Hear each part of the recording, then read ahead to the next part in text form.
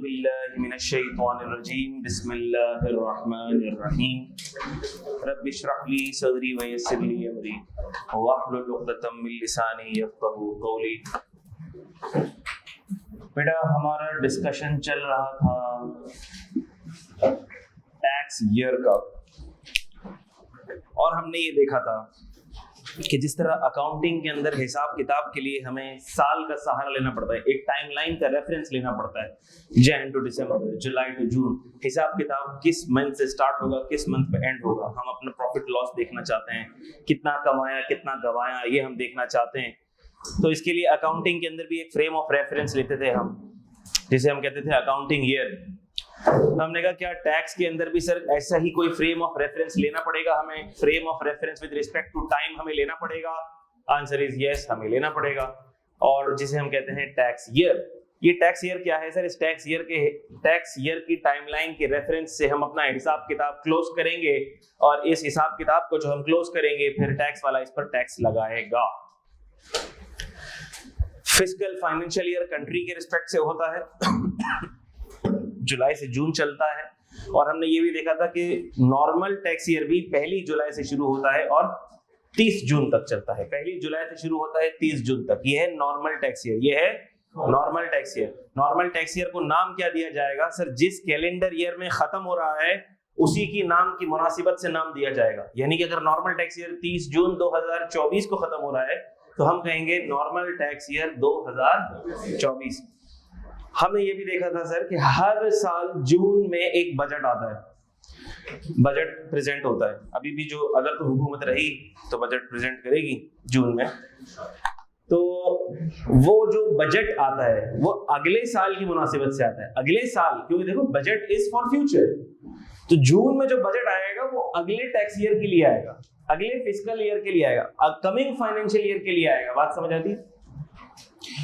तो हमने normal tax year का देखा हमने कि 12 months period starting from 1 July ending on 30th June denoted by the calendar year in which the normal tax year ends. फिर हमने देखा स्पेशल टैक्स ईयर क्या होता है। Special tax year any income year ending other than 30th जून। 12 महीने का ही साल होगा सर, लेकिन 30 जून के अलावा कहीं और खत्म हो रहा होगा। अच्छा, इसका मतलब कि एफबीआर ने सर्टेन क्लास ऑफ पर्सन के लिए कोई और ईयर एंड स्पेशल केसेस के अंदर डिटरमिन किया हुआ है, रोल आउट किया हुआ है। जैसे हमने देखा था बैंक्स और इंश्योरेंस कंपनीज के लिए 31 दिसंबर, राइस एक्सपोर्टर्स के लिए 31 दिसंबर, शुगर मैन्युफैक्चरिंग के लिए क्या था 30th सितंबर। ठीक है, तो ये एफबीआर ने स्पेसिफाई किया हुआ है उनके लिए स्पेशल टैक्स ईयर। अच्छा, इसका मतलब सर कि इनका नॉर्मल टैक्स ईयर नहीं है? नहीं, नॉर्मल टैक्स ईयर नहीं है। इनका हिसाब किताब कैसे चलेगा सर? जुलाई से जून नहीं चलेगा। हमने कहा नहीं, जुलाई से जून नहीं चलेगा। जिसका टैक्स ईयर 31 दिसंबर खत्म हो रहा है, इसका मतलब कि उसका हिसाब किताब कैसे चलेगा? 1 जनवरी से 31 दिसंबर, 1 जनवरी से 31 दिसंबर। जिसका ये टैक्स ईयर 30 सितंबर पे खत्म हो रहा है उसका हिसाब किताब कैसे चलेगा? 1 अक्टूबर से 30 सितंबर। स्पेशल टैक्स ईयर का नाम कैसे देते हैं हम सर? उसको किस नाम से पुकारेंगे? तो हमने देखा था कि स्पेशल टैक्स ईयर को, ये देखो बेटे इस बच्चे को जगा दो, ये सो जाएगा।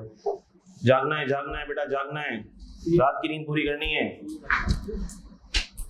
सर स्पेशल टैक्स ईयर का नाम क्या दें? नाम कैसे दें? स्पेशल टैक्स ईयर का नाम देने का सिंपल उसूल ये देखो कि स्पेशल टैक्स ईयर किस नॉर्मल टैक्स ईयर के बैंड में फॉल कर रहा है, किस नॉर्मल टैक्स ईयर के रेडार में फॉल कर रहा है। हमने कहा देखेंगे और हम स्पेशल टैक्स ईयर का नाम डिटरमिन कर लेंगे।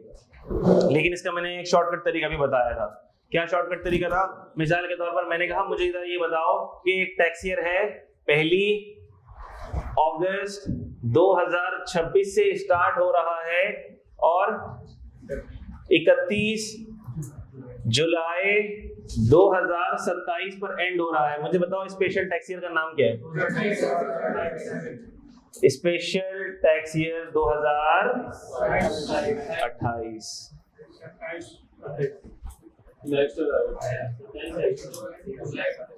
कितने बच्चे कहते हैं सर ये गलत लिखा? नहीं, मैं जानबूझ के कुछ चीज गलत लिखता हूँ, ऐसा नहीं सोचना सर आपने लिखा है तो गलत कैसे सर, ये तो सर गलती है सर, ये गुस्ताखी हम कैसे करें? नहीं भाई, मैं जानबूझ के गलत लिखता हूँ। सही है, ये गलत है? सही लिखा है।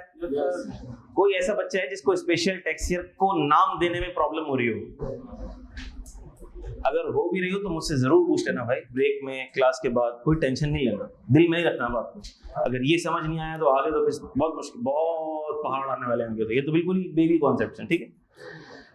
अच्छा, तो सर ये स्पेशल टैक्स ईयर के नाम देने में आपने इतनी एहतियात का जो मुजाहिरा किया, इसको नाम देना है, कैसे देना है भाई, किस नॉर्मल टैक्स ईयर के बैंड में फॉल कर रहा है। अच्छा, इसको एक और तरीके से भी देखा जा सकता है, किस नॉर्मल, मैंने इसको स्पेशल टैक्स ईयर 2028 क्यों कहा? हमने कहा इसलिए कहा क्योंकि सर नॉर्मल टैक्स ईयर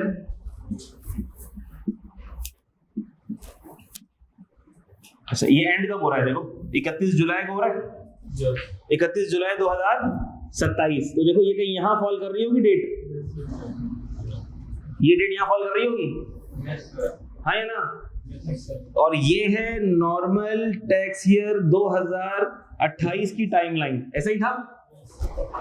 तो हमने कहा सर स्पेशल टैक्स ईयर का जो एंड है ना, एंड है स्पेशल टैक्स ईयर का जो एंड है 31 जुलाई 2027, ये किस नॉर्मल टैक्स ईयर के बैंड में फॉल कर रहा है? हमने कहा ये नॉर्मल टैक्स ईयर 2028 के बैंड में फॉल कर रहा है, इसलिए हम इसको नाम क्या देंगे? Special tax year 2028। जबरदस्त हो गई बात। सर इस नाम देने के पीछे कोई खास वजह? कोई वजह ना, ये शुरू 28 में हो रहा, ना ये खत्म 28 में हो रहा, लेकिन फिर भी नाम दिया आपने इसको 2028। ऐसा ही ना? सवाल आ रहे हैं जहन में, आ रहे नहीं आ रहा? नहीं सर, हमारे जहन में कहाँ आते हैं सवाल। स्पेशल टैक्स ईयर 1 जनवरी को शुरू हुआ, 1 जनवरी 2021 को शुरू हुआ, 31 दिसंबर 2021 को खत्म हुआ। सर शुरू भी 21 में हुआ, खत्म भी 21 में हुआ, लेकिन इसको आप नाम देते हैं स्पेशल टैक्स ईयर 2022। ऐसा क्यों करते हैं आप? ऐसे क्यों करते हैं? अच्छा, एक वजह तो ये है कि सर ये जब खत्म हो रहा है ना, तब इस नए नॉर्मल टैक्स ईयर की सल्तनत शुरू हो गई। पहला रीजन तो यही है कि सर जब जिस डेट को ये साल खत्म हो रहा है ना, जिस डेट को ये साल खत्म हो रहा है, उस साल इस नॉर्मल टैक्स ईयर की सल्तनत शुरू हो गई। तो अब इसी की मुनासिबत से इसका नाम रख दिया हमने। एक तो ये रीजन हुआ। दूसरा रीजन, सर ये टैक्स ईयर का नाम इस बात का तायुन करेगा, टैक्स ईयर का नाम इस बात का तायुन करेगा कि इस पर फाइनेंस एक्ट कौन सा एप्लीकेबल होगा। क्या बात समझ आती है? मैंने आपको बताया था कि जुलाई से पहले, यानी कि हर साल जून के अंदर इधर कहीं फाइनेंस एक्ट, बजट आता है, और बजट के बाद क्या पास होता है? फाइनेंस एक्ट पास होता है। और फाइनेंस एक्ट के साल का नाम कैसे रखा जाता है? जिस साल में पास होता है वही साल का नाम रखा जाता है। यानी कि सर जब ये वाला साल आएगा तो फाइनेंस एक्ट 2027 पास होगा, ऐसा है? फाइनेंस एक्ट 2027 पास हुआ और हुकूमत ने, लॉ तो हुकूमत पास करती है ना, तो हुकूमत ने, अज्यूम करो हुकूमत ने कंपनीज का टैक्स रेट, अभी कंपनीज का टैक्स रेट चल रहा है 29%। कितना चल रहा है? 29%। अज्यूम करो हुकूमत ने फाइनेंस एक्ट 2027 पास किया, बजट आया, FA 2027 पास हुआ, और हुकूमत ने कहा टैक्स ईयर 2028 के लिए कंपनीज का रेट हो गया 35%। कितना हो गया? 35%। इसका मतलब ये है कि सर फाइनेंस एक्ट 2027 में अगर कंपनी का रेट कर दिया 35%, इसका मतलब ये है कि हर वो कंपनी जिसका जो टैक्स ईयर 2028 होगा टैक्स ईयर, उस पर रेट कौन सा लगेगा? 35%। अब मुझे बताओ, ये जो कंपनी है इसने 1 अगस्त 2026 से 31 जुलाई 2027 तक जो इनकम अर्न की, जो प्रॉफिट बिफोर टैक्स कमाया वो था 35 मिलियन। टैक्स ईयर 2027 का रेट है 29%। टैक्स ईयर 2028 में नया फाइनेंस एक्ट आ चुका है टैक्स ईयर 28 के लिए और रेट है 35%। 31 जुलाई 2027 को इस कंपनी ने अपने हिसाब किताब को क्लोज किया। जरा मुझे बताओ इस पर मैं टैक्स रेट कौन सा लगाऊंगा? कौन सा लगाऊंगा? 35%। क्यों लगाऊंगा 35%? सर इसलिए 35% लगाएंगे क्योंकि जो फाइनेंस एक्ट आया 2027 में जो है टैक्स ईयर 28 के लिए है, किसके लिए है? टैक्स ईयर 2028 के लिए आया 27 में, इसलिए नाम रखा फाइनेंस एक्ट 2027। लेकिन इसके जो कवानीन हैं वो किस टैक्स ईयर के लिए एप्लीकेबल होंगे? Tax year 2028। और सर चूंकि इस कंपनी का year and normal tax year 2028 के बैंड में फॉल कर रहा है, इसीलिए इसका नाम क्या है? Special tax year 2028। इसका मतलब कि अब इस पे भी टैक्स रेट और कवानीन कौन से लागू हो जाएंगे? टैक्स ईयर 2028 वाले कवानीन लागू हो जाएंगे।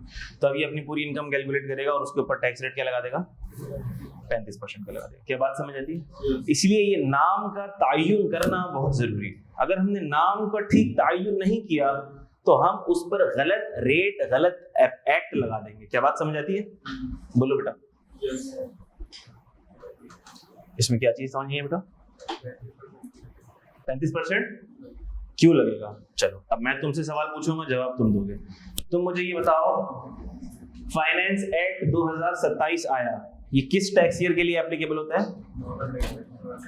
किस टैक्स ईयर के लिए एप्लीकेबल होता है? टैक्स ईयर 2028 के लिए। यानी कि जो भी टैक्स ईयर 2028 के अंदर आएगा उस पर रेट कौन सा लगेगा?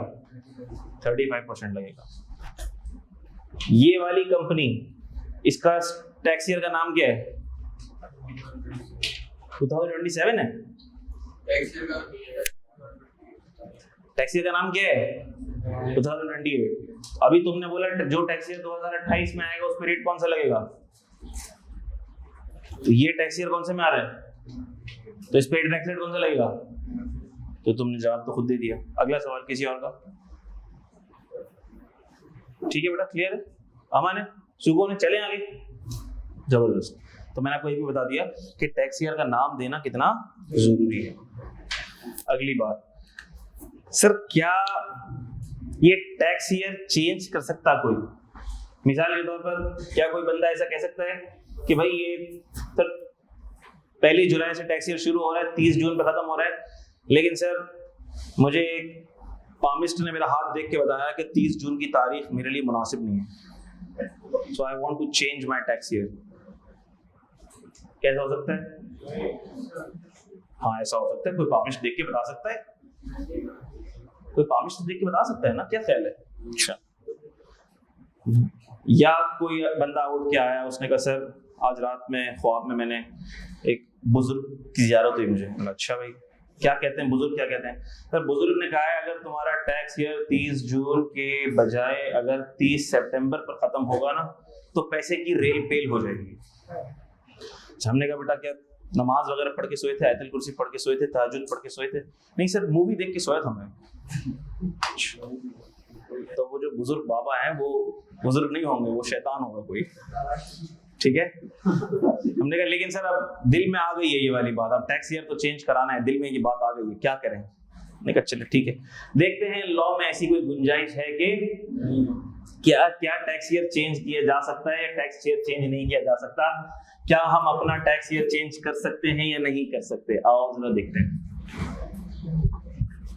अच्छा, तो हमने कहा जैसे ही हमने लॉ का मुताला किया, जैसे ही हमने लॉ को एक्सप्लोर किया तो हमें पता लगा कि टैक्स ईयर चेंज किया जा सकता है। अच्छा, तो सर टैक्स ईयर के चेंज करने का क्या कोई प्रोसीजर है?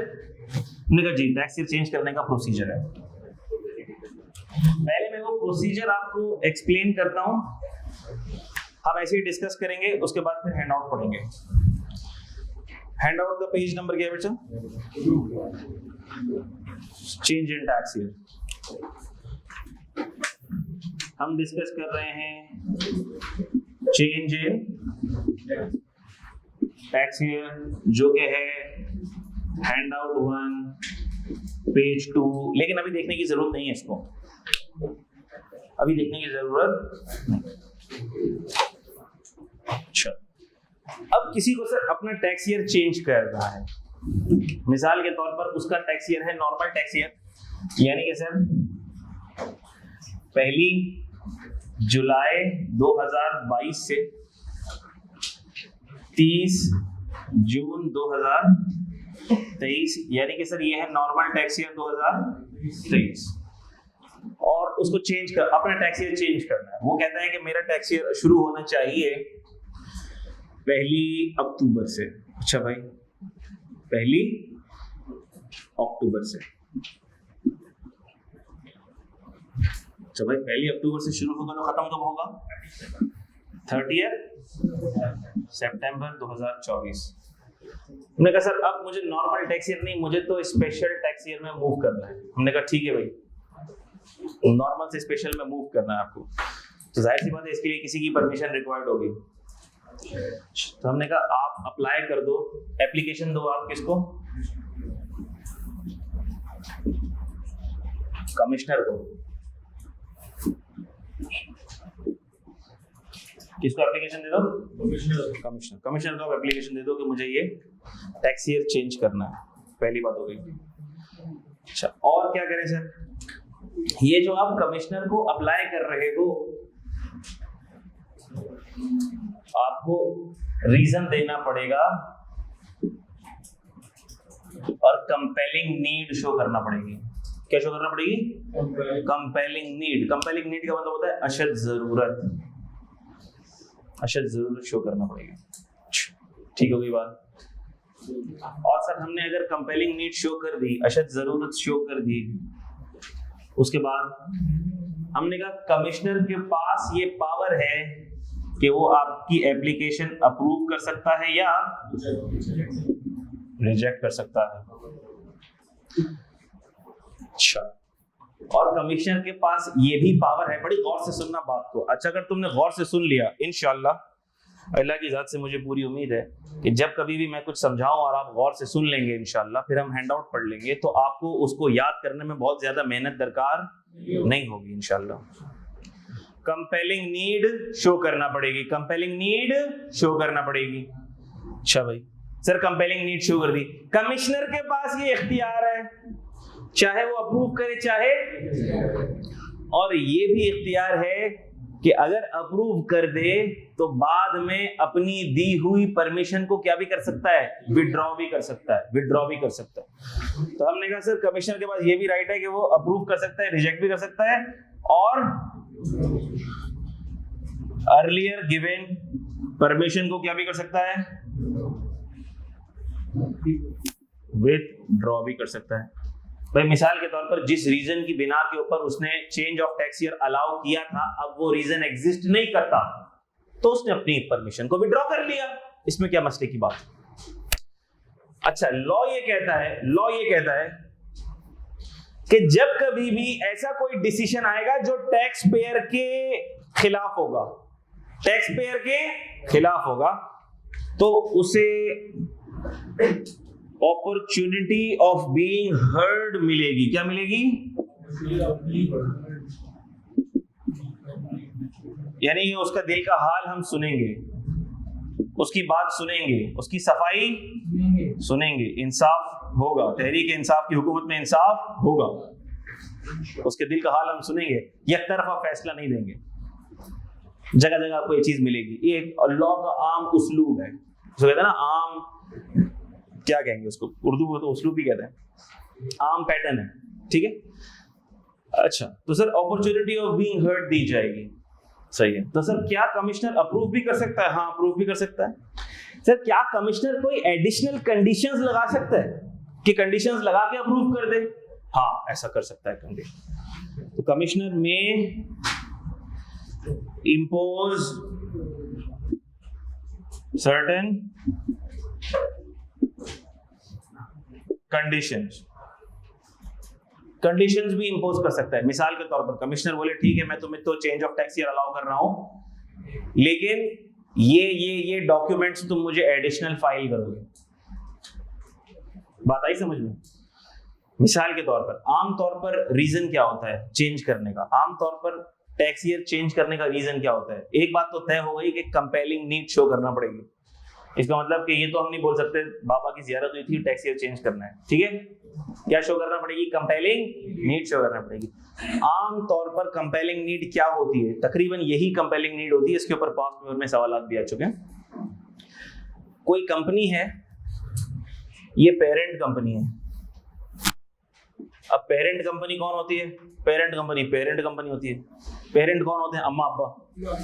तो अभी ज्यादा टेक्निकल होने की जरूरत ही नहीं है हमको, अभी हमारा लेवल इतना बड़ा हुआ नहीं है। हमारे से मुराद आपका। जब भी मैं ऐसा कहता हूँ हमारा लेवल इतना बड़ा नहीं हुआ, इसका मतलब आपका लेवल इतना बड़ा नहीं हुआ। सही है?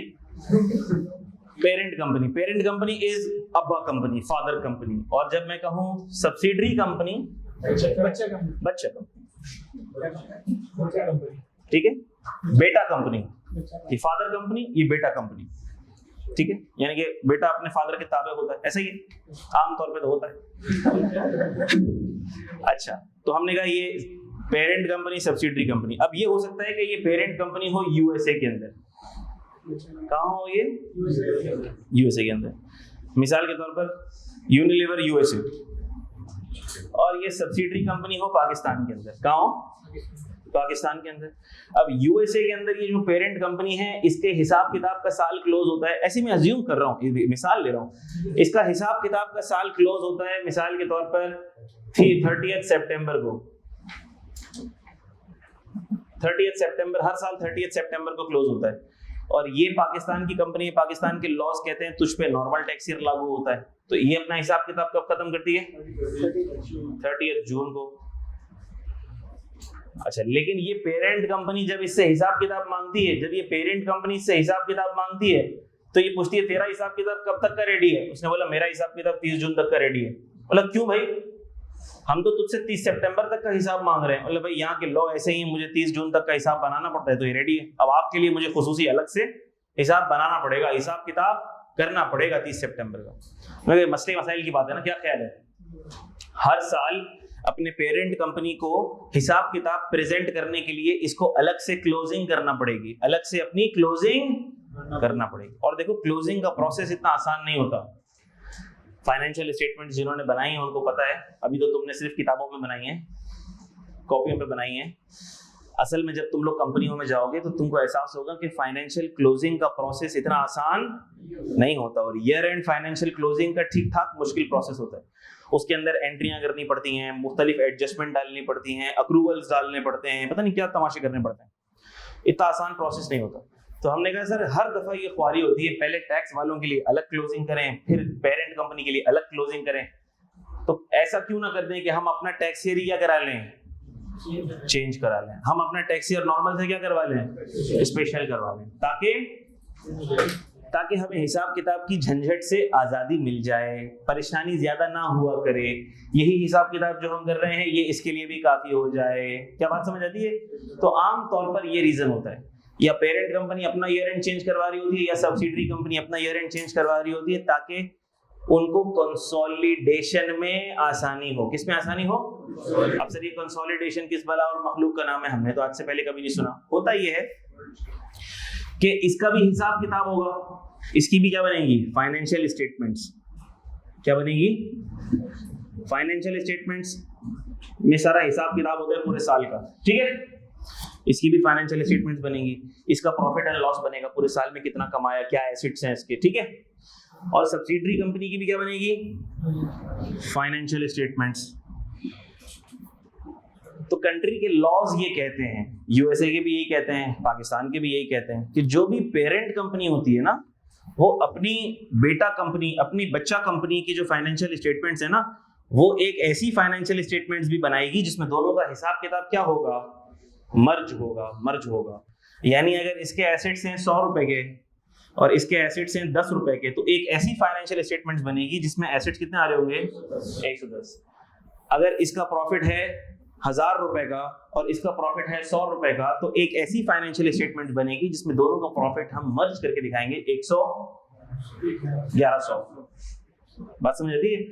उसको बोलते हैं कंसोलिडेटेड फाइनेंशियल स्टेटमेंट्स। ज्यादा डिटेल में नहीं जा रहा, टेक्निकल डिटेल में। जब आप बड़े हो जाएंगे इंशाल्लाह तब आप फाइनेंशियल रिपोर्टिंग के अंदर कंसोलिडेशन पढ़ेंगे, IFRS 3 बिजनेस कॉम्बिनेशंस। ठीक है, इतना काफी बता देना, जितना मैंने बताया उतना काफी।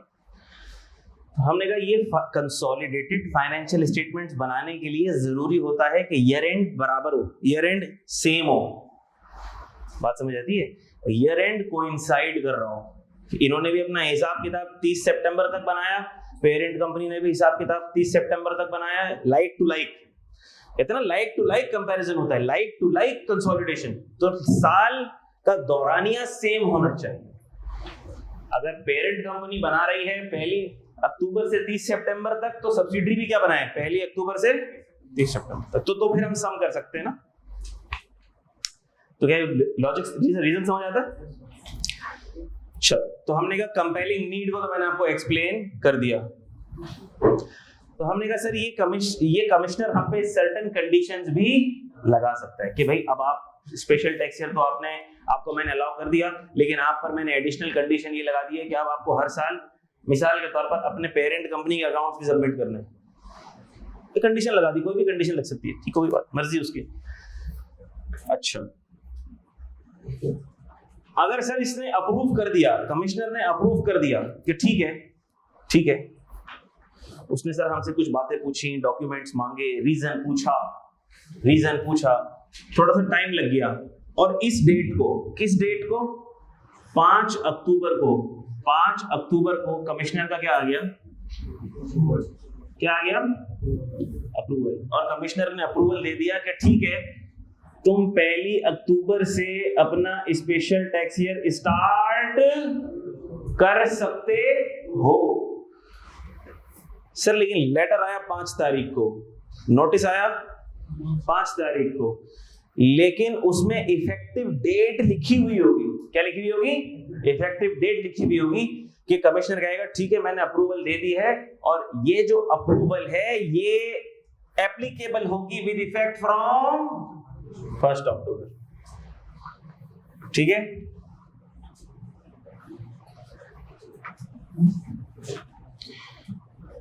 स्पेशल या यूं कह लो new special tax year applicable या effective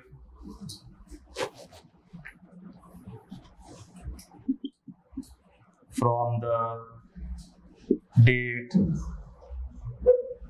given in approval notice by commissioner। बातें समझ आ रही? सारी आसान बातें। न्यू स्पेशल टैक्स ईयर, ये मैंने ऐसी छोटे छोटे बुलेट पॉइंट्स इसलिए बना दिए ताकि आपके दिमाग में रहे कि क्या बातें की हैं हमने। ठीक हो गई बात। सर क्या ऐसा हो सकता है, इसके बाद मैं यहाँ लिख रहा हूँ, जगह खत्म हो गई है वहां पे। सर क्या ऐसा हो सकता है कि कमिश्नर इसे रिजेक्ट कर दे? हाँ, हमने पहले डिस्कस कर लिया, रिजेक्ट कर दे। सर कमिश्नर अगर रिजेक्ट कर दे तो टैक्स पेयर के पास क्या कोई रास्ता है? टैक्स पेयर के पास? अच्छा, आमतौर पर अगर कभी भी कोई भी अथॉरिटी आपकी रिक्वेस्ट को रिजेक्ट कर दे, आपकी एप्लीकेशन को रिजेक्ट कर दे, तो कॉन्स्टिट्यूशन हमें क्या राइट देता है? कॉन्स्टिट्यूशन कि हम इंसाफ का दरवाजा खटखटा सकते हैं, हम कोर्ट ऑफ लॉ में जा सकते हैं। जब हम टैक्स की बातें करेंगे और हमारा टैक्स में किसी चीज पे डिस्प्यूट हो जाएगा कमिश्नर के साथ, टैक्स में किसी चीज पे डिस्प्यूट हो गया कमिश्नर के साथ, तो टैक्स की दुनिया में हमारे पास एक रिकोर्स होता है। रिकोर्स का मतलब ये है कि हमारे पास एक रास्ता है कि हम सबसे पहले क्या कर सकते हैं, हम कमिश्नर अपील्स के पास जा सकते हैं। ये हम पढ़ेंगे, इसके ऊपर पूरे चैप्टर है। किसके पास जा सकते हैं? कमिश्नर अपील्स के पास जा सकते हैं। हम एपेलेट ट्रिब्यूनल के पास जा सकते हैं। एपेलेट ट्रिब्यूनल के पास जा सकते हैं। सर वहां से भी जो डिसीजन आया हमारा दिल नहीं मान रहा, हमारा दिल कह रहा है हम ही सही हैं। अच्छा तो फिर आप हाई कोर्ट के पास चले जाओ भाई। अच्छा लेकिन सर हाई कोर्ट भी आपको तो पता है दिल मान नहीं रहा, तो भाई फिर सुप्रीम कोर्ट के पास चले जाओ। लेकिन सर आपको तो पता है कि सुप्रीम कोर्ट के जज भी बिके हुए होते हैं, फिर अल्लाह की अदालत में फैसला होगा, फिर अल्लाह की अदालत में फैसला होगा। आखिरत पे यकीन है आपका, आखिरत में अदालत लगेगी, फिर जो आपको मनवाना हो मनवा लेना। अगर आप हक पे होगे तो बात मानी जाएगी, नहीं तो पिटाई लगेगी वहां पे। ठीक है वही बात जी बेटा। सर कमिश्नर ये काम क्यों कर रहा है? इतने सब बोर्ड कमिश्नर काम कर रहा है भाई। टैक्स पेयर की एप्लीकेशन रिजेक्ट हुई तो ये काम कौन कर रहा होगा? नहीं सर ये काम तो बोर्ड से नहीं करवाना चाहिए, क्योंकि बोर्ड इज सपोज्ड टू यानी कि बोर्ड से करवाना चाहिए। सब बोर्ड बेटा मैं अभी आम तौर पर बात कह रहा हूं, मैं आम तौर पर हर केस में टैक्स से रिलेटेड कोई भी डिस्प्यूट होगा तो कहां जाएंगे हम? Commissioner appeal, appellate tribunal, high court, supreme court. ये इंसाफ के दरवाजे हैं टैक्स की दुनिया में, ये इंसाफ के दरवाजे हैं टैक्स की दुनिया में, ये इंसाफ के दरवाजे हैं। अच्छा लेकिन सर यहाँ पर क्या यही दरवाजे खुले हैं हमारे लिए? यहाँ पे क्या यही दरवाजे खुले हैं हमारे लिए? अगर हमारी एप्लीकेशन रिजेक्ट हो जाती है तो क्या हम यही इंसाफ के दरवाजे खटखटा सकते हैं? हमने कहा नहीं खटखटा सकते, ये इंसाफ के दरवाजे यहाँ पर नहीं खटखटा सकते। अच्छा तो सर फिर अब हम क्या करें? लॉ ने कहा कि आप अगर सेटिस्फाइड नहीं हो इस डिसीजन से तो रिव्यू एप्लीकेशन फाइल करो। रिव्यू एप्लीकेशन फाइल करो किसको? To board. किसको? बोर्ड को। ये क्या मजाक है? तो ये कमिश्नर क्या कौन था? बोर्ड कौन है ये बताता हूं, अभी लिखो फिर समझाता हूं। तो रिव्यू एप्लीकेशन किसको फाइल हो सकती है? किसको फाइल हो सकती है? बोर्ड को। अच्छा ये बोर्ड का मतलब क्या है? FBR। अच्छा और जब ये बात की गई ना रिव्यू एप्लीकेशन टू बोर्ड को फाइल होगी, तो इसका मतलब है कि ये रिव्यू एप्लीकेशन फाइल होगी टू चेयरमैन FBR। किसको फाइल होगी? Chairman FBR। ये भी लिख लो, चेयरमैन FBR का डिसीजन फाइनल होगा। चेयरमैन FBR का डिसीजन फाइनल होगा जिसको आप कहीं भी चैलेंज नहीं कर सकते, जिसको आप ना तो कमिश्नर अपील के पास जा सकते हो, ना ट्रिब्यूनल में जा सकते हो, ना हाई कोर्ट पे जा सकते हो, ना सुप्रीम कोर्ट में जा सकते हो। लॉ ने कह दिया, लॉ ने पावर दे दी कि इसका आखिरी डिसीजन किसके पास है? चेयरमैन FBR के पास है। अब अगर वो भी इस एप्लीकेशन को रिजेक्ट कर दे तो फिर तुम किसी के पास भी नहीं जा सकते हो। ऐसा क्यों किया सर? ऐसा क्यों किया? ऐसा इसलिए किया क्योंकि लॉ कहता है ये इंतहाई पेटी इशू है, इंतहाई नन्ना मुन्ना सा इशू है, छोटा सा इशू है, ये इतना बड़ा इशू नहीं है जिसके लिए तुम यहाँ पर सबको तंग करते फिरो। जो चेयरमैन FBR ने डिसीजन दे दिया वही फाइनल है, उसके अलावा अब कुछ भी फैसला नहीं हो सकता। क्या ये बात समझ आती है? अच्छा जी बेटा।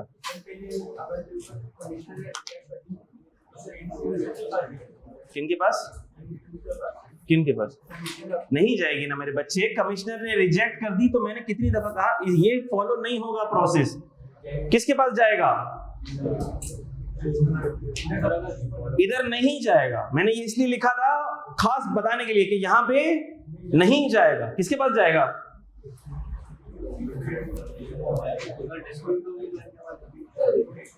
इस मामले में जो भी डिस्प्यूट होगी सिर्फ किसके पास जाएगा? टैक्स ईयर चेंज करने के मामले में कोई भी डिस्प्यूट होगी किसके पास जाएगा? खत्म हो गया। Think simple. 1 2 3 4 मास्टर जब लिख रहा था तो बोलता ना बेटा अपॉर्चुनिटी ऑफ बीइंग हर्ड का मतलब ये है कि अगर मैंने तुम्हारी एप्लीकेशन को रिजेक्ट कर दिया तो मैं तुमको बुलाऊंगा और तुमसे बात करूंगा। मैं बोलूंगा भाई इन ग्राउंड्स पर आपको एप्लीकेशन हमने रिजेक्ट कर दी है, तो फिर आप कहोगे देखिए सर बड़ी अशद जरूरत है, आपको पता है पेरेंट कंपनी है, पेरेंट कंपनी हिसाब किताब में मसले होते हैं, फाइलिंग में मसले होते हैं, ये मसले होते हैं, वो मसले होते हैं। तो मैं आपके दिल का हाल सुनूंगा, आपको मौका दूंगा ताकि आप ये ना बोलो कि मेरी तो बात ही नहीं सुनी गई। अपॉर्चुनिटी ऑफ बीइंग हर्ड का मतलब ये कि एक तरफा फैसला नहीं होगा, आपकी बात सुन के फैसला दिया जाएगा, ये मतलब होता है इसमें। क्लियर? तो मसला है इसमें क्लियर है बेटा? अब ये क्या सीन है सर? कमिश्नर भी तो एफबीआर का हिस्सा है, और ये एफबीआर का चेयरमैन, ये क्या चल रहा है, क्या टोपी ड्रामा चल रहा है? हमने कहा अभी देखते हैं क्या टोपी ड्रामा चल रहा है।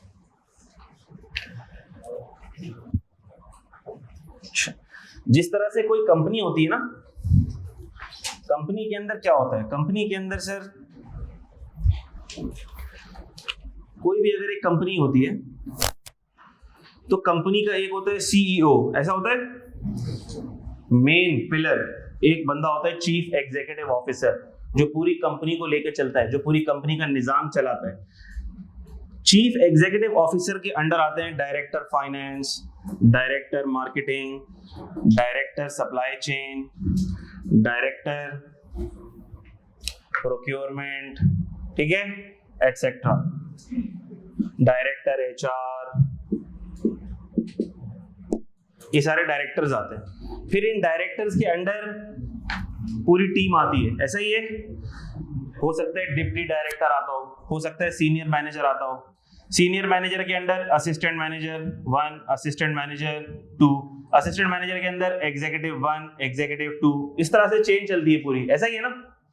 किसी भी कंपनी की जो हिरार्की होती है, किसी भी कंपनी की जो ऑर्गेनाइजेशन की जो हिरार्की होती है, वो ऐसे ही होती है ना। डायरेक्टर के नीचे डिप्टी डायरेक्टर के नीचे सीनियर मैनेजर है, सीनियर मैनेजर के नीचे असिस्टेंट मैनेजर के नीचे।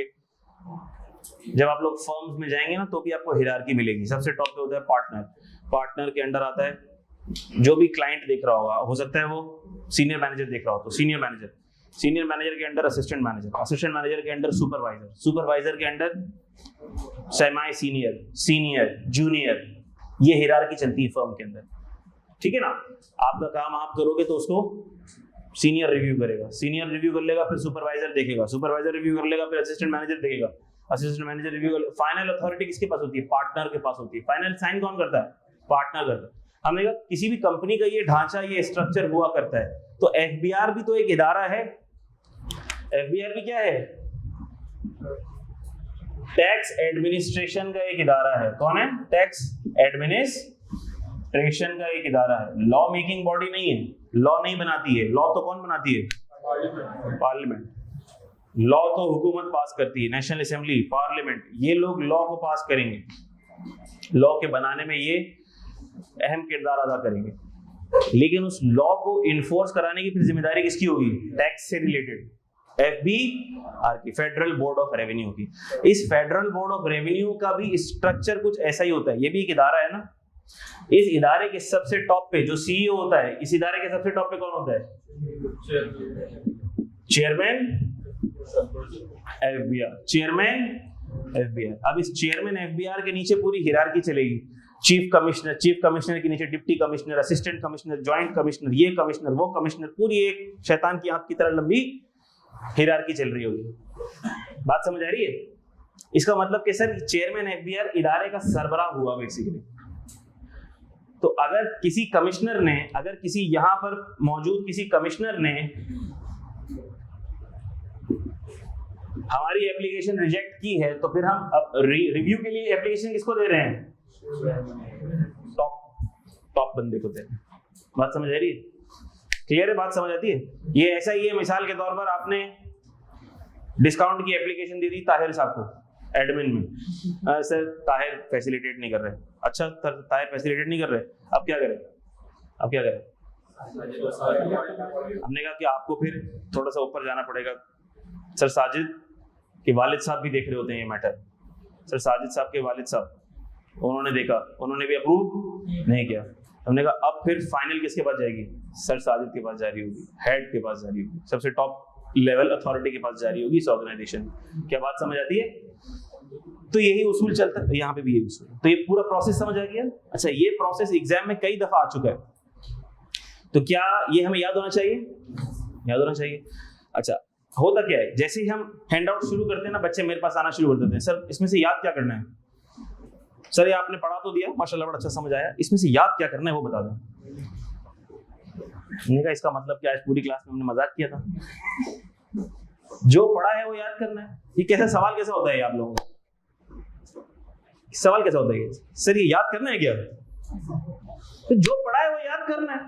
अगर तुम्हारा दिमाग इतना अच्छा है कि तुम्हें पढ़ के एक दफा में याद हो जाता है तो याद नहीं करना, वो तो याद हो गया तुम्हें। अगर तुम्हारा दिमाग और राइटिंग स्किल इतनी अच्छी है, तुमने पढ़ लिया, तुम लिख सकते हो उससे अच्छा जो तुमने पढ़ा, नहीं याद करना। लेकिन सर ना तो हमारा दिमाग इतना अच्छा, ना हमारी राइटिंग स्किल्स इतनी अच्छी, तो क्या करना है? याद करना है। ये सवाल कैसा होता है सर याद करना है? तो फिर मेरा सवाल आना चाहिए, बेटा पेपर देना है? अगर देना है तो याद करना है। अच्छा, अब सर याद क्या करना है? वर्ड टू वर्ड याद करना है, रट्टा लगाना है, क्या करना है? तो देखो उसका बड़ा सिंपल उसूल है। एक तो है आपका लॉ, असल लॉ, इनकम टैक्स ऑर्डिनेंस 2001। हम लोग लॉ से नहीं पढ़ रहे क्योंकि लॉ से पढ़ने वाला आपका स्टैंडर्ड ही नहीं है ही नहीं अभी स्टैंडर्ड। आप जब लॉ पढ़ोगे ना तो आपको आटे दाल का भाव पता लग जाएगा कि लॉ की लैंग्वेज कितनी मुश्किल लिखी हुई है। सही है? सीए फाइनल में लॉ से पढ़ना पड़ेगा। ओपन बुक है ना, किताब ले जाओगे एग्जाम के अंदर तो पढ़ना भी कहां से पड़ेगा? से पड़ेगा। यानी कि अभी यहां पर हमारे लिए आसानी है थोड़ी, तो जब आसानी है तो उसको अवेल करेंगे, क्योंकि अभी लॉ पढ़ने वाला लेवल आपका हुआ नहीं, और लॉ अगर आपने डायरेक्ट पढ़ा तो समझ भी कुछ आने वाला नहीं। तो इसका मतलब कि हम जो हैंडआउट्स आपको दे रहे हैं उसमें उस लैंग्वेज को थोड़ा आसान करके लिखा हुआ है। अगर आसान करके लिखा हुआ है तो इसका मतलब कि सर ये तो आसान हुआ है, तो कोशिश करो इसको याद करने की। पहले से क्या कोशिश करनी है? इसको याद करनी। जब आप याद करते हो तो पूरा 100% रिटेन नहीं रह पाएगा, कुछ आगे कुछ पीछे हो जाएगा सीक्वेंस। ये हर किसी के साथ होता है, ये हर किसी के साथ होता है। इससे बहुत ज्यादा फर्क नहीं पड़ता अगर आपने कॉन्सेप्ट को तोड़ मरोड़ नहीं दिया, अगर आपने कॉन्सेप्ट की इंटेग्रिटी को कायम रखा है। क्या बात समझ आती है? मिसाल के तौर पर हम बिजनेस इनकम में एक चीज पढ़ेंगे, penalty paid for violation of law is inadmissible expense. उसको अगर कोई बच्चा लिख दे penalty paid is inadmissible expense, penalty paid for the violation of contract is inadmissible expense. Law में क्या लिखा हुआ है? Penalty paid for violation of law is inadmissible expense. आपने उसको याद किया और याद करने में लिख क्या दिया? Penalty paid for the violation of contract is inadmissible expense. पूरा मतलब 360 डिग्री पे चेंज कर दिया आपने। ये नहीं करना आपने। अगर आपने कॉन्सेप्ट को समझ लिया ना तो आप बहुत ज्यादा गलत नहीं लिखोगे कभी भी। थोड़ा आगे पीछे आ इज द एंड आगे पीछे होगा, पहला जुमला दूसरे पे दूसरा पहले पे आ जाएगा, लेकिन कॉन्सेप्ट की इंटेग्रिटी बरकरार रहेगी। तो याद करो। जब तुम याद करते हो तो तुम 100% याद करने की कोशिश करते हो तो तुम 70% लिख पाते हो। अगर तुम कुछ भी याद नहीं करोगे तो अल्लाह जाने क्या लिखोगे। इसीलिए याद करो। याद नहीं हो रहा सर, 100% याद नहीं हो रहा। अच्छा, अगर तेरा 100% ही हर बच्चे को याद हो जाता तो फिर तो सबका मेरिट आता। क्या ख्याल है? इसका मतलब तू याद करने की कोशिश 100% की करेगा तो कहीं जाके 60-70 पे लैंड करेगा और पास होगा। कैसा ही है? दूसरी बात, फिर मैंने हर चैप्टर के आखिर में आपको समरीज दी हुई हैं, चार्ट्स दिए हुए, तो वो आपकी आसानी के लिए दिए हुए, उसको रिवीजन के लिए इस्तेमाल करना। याद करने के लिए भी कर सकते हो इस्तेमाल, लेकिन याद एक्चुअल टेक्स्ट को करो तो अच्छा है, चाहिए। और चार्ट को रिवीजन के लिए इस्तेमाल करना, तो इससे आपकी आसानी होगी। अब आओ जो हमने पढ़ा उसको थोड़ा सा रीड करते हैं। बेटा कोई एक बच्चा अपना हैंड आउट दे देगा। ये सिटी कमिश्नर मीटिंग है बोर्ड के अंदर का सिटी कमिश्नर कमिश्नर की होता है। ये चेयरमैन एफबीआर है बेटा, पूरे एफबीआर का चेयरमैन है, पूरे एफबीआर का चेयरमैन है, चेयरमैन एफबीआर। कमिश्नर देखो, कमिश्नर ऐसा नहीं होता सिटी कमिश्नर, वो तो एक चीफ कमिश्नर कहलाता है जो सबके ऊपर होता है। चीफ कमिश्नर के अंडर फिर एडिशनल कमिश्नर होते हैं, एडिशनल कमिश्नर के अंदर फिर सब कमिश्नर्स होते हैं, इलाके इलाके के, कोई सेक्टर को देख रहे होते हैं, कोई किसको देख रहे होते हैं, कोई किसको देख रहे होते हैं, तो उसके पास नहीं जाएगी हमारी एप्लीकेशन, किसके पास जाएगी? बोर्ड पे चल रहा है। चेयरमैन। बात समझ आई? और हम एप्लीकेशन किस कमिश्नर को देंगे? जो हमारी जुरिस्डिक्शन का कमिश्नर होता है, जो हमारे इलाके की जुरिस्डिक्शन का कमिश्नर लगता है, उसके पास जाएगी एप्लीकेशन। ठीक है? चेंज ऑफ टैक्स ईयर बेटा, change of tax year, change in tax year. CFO कहाँ आएगा? डायरेक्टर फाइनेंस के अंडर आता है, जाहिर सी बात है। कुछ कंपनी के अंदर सीएफओ ही टॉप लेवल को बोलते हैं, इसके अंडर सीएफओ आ जाता है। वो डायरेक्टर फाइनेंस भी बोल सकते हो उसको, सीएफओ भी बोल सकते हो। Change in tax year. In addition to the above, a taxpayer may get permission to adopt special income year subject to fulfillment of following conditions laid down in section 74. That is, a person may apply to the commissioner for change of tax year from normal tax year to special tax year or from special tax year to normal tax year. Special से वापस normal आने के लिए भी यही procedure है। And the same can be granted, और commissioner इसको इसको अप्रूव कर सकता है, इसको अप्रूव कर सकता है। Same can be granted subject to any condition। तो देखो क्या यही लिखा था हमने, apply to commissioner, subject to condition भी, may impose certain conditions लिखा था। Commissioner shall grant permission subject to conditions if any, अगर चाहे तो, as the commissioner may impose only, commissioner चाहे तो conditions लगा सकता है, लेकिन सिर्फ कब? if the person has shown a compelling need for the change. Clear है? A change of tax year from normal to special or vice versa granted by the commissioner is subject to withdrawal। चाहे तो withdraw भी कर सकता है, ये लिखा था हमने, अर्लियर गिवन परमिशन की विड्रॉवल भी हो सकती है।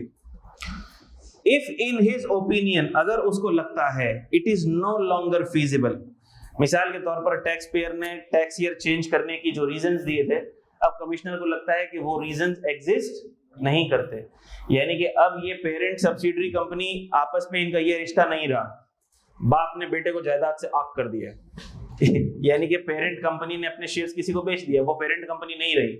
सही है? तो कमिश्नर क्या करेगा? पहले से ली हुई अप्रूवल को विड्रॉ कर लेगा।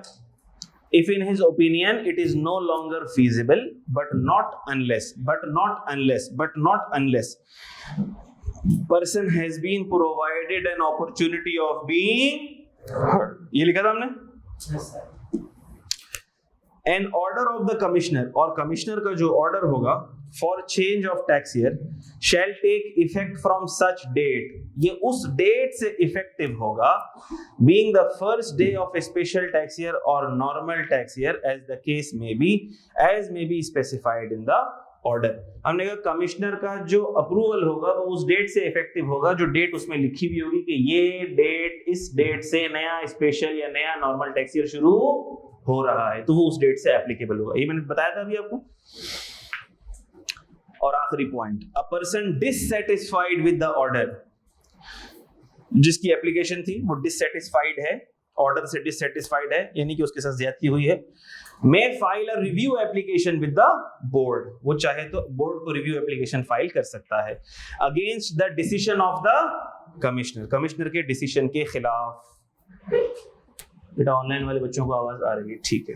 कमिश्नर के डिसीजन के खिलाफ, कहां चला गया मैं? against the decision of the commissioner at the time of granting permission of a special tax year or withdrawal of the same, and the decision by the board on such application shall be final।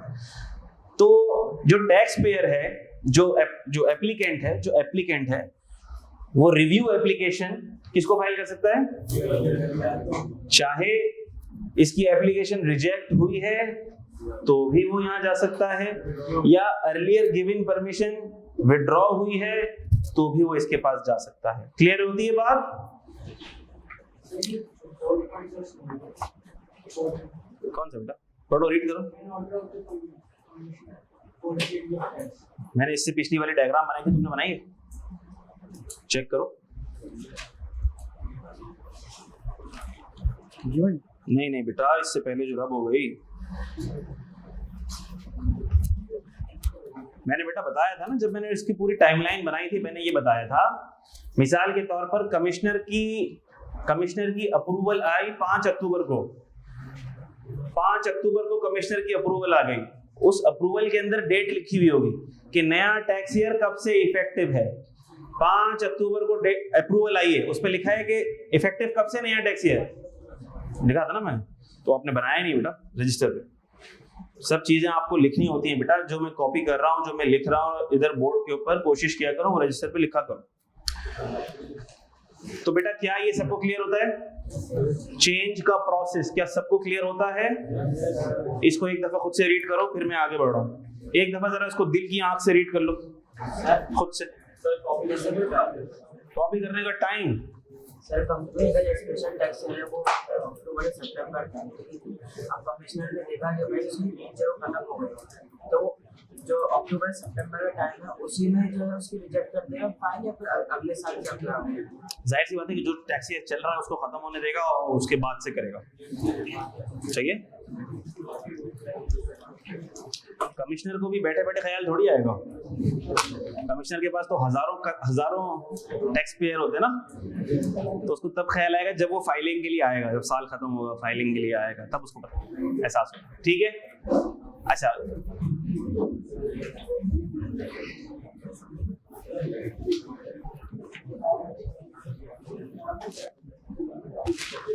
बेटा इधर तवज्जो।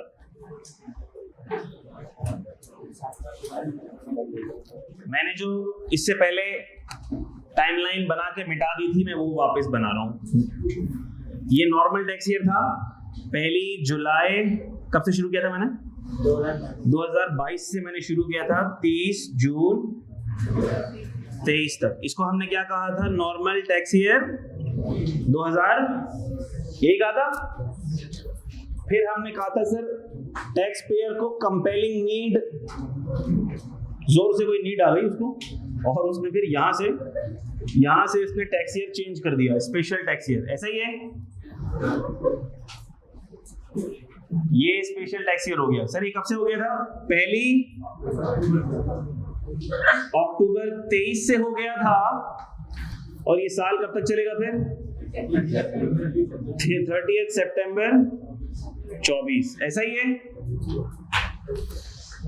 Apply किया, commissioner ने approve कर दिया, compelling need show कर दी, approve हो गया, ब्ला ब्ला, नया साल शुरू हो गया।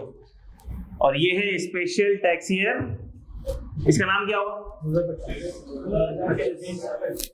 2025। गुड।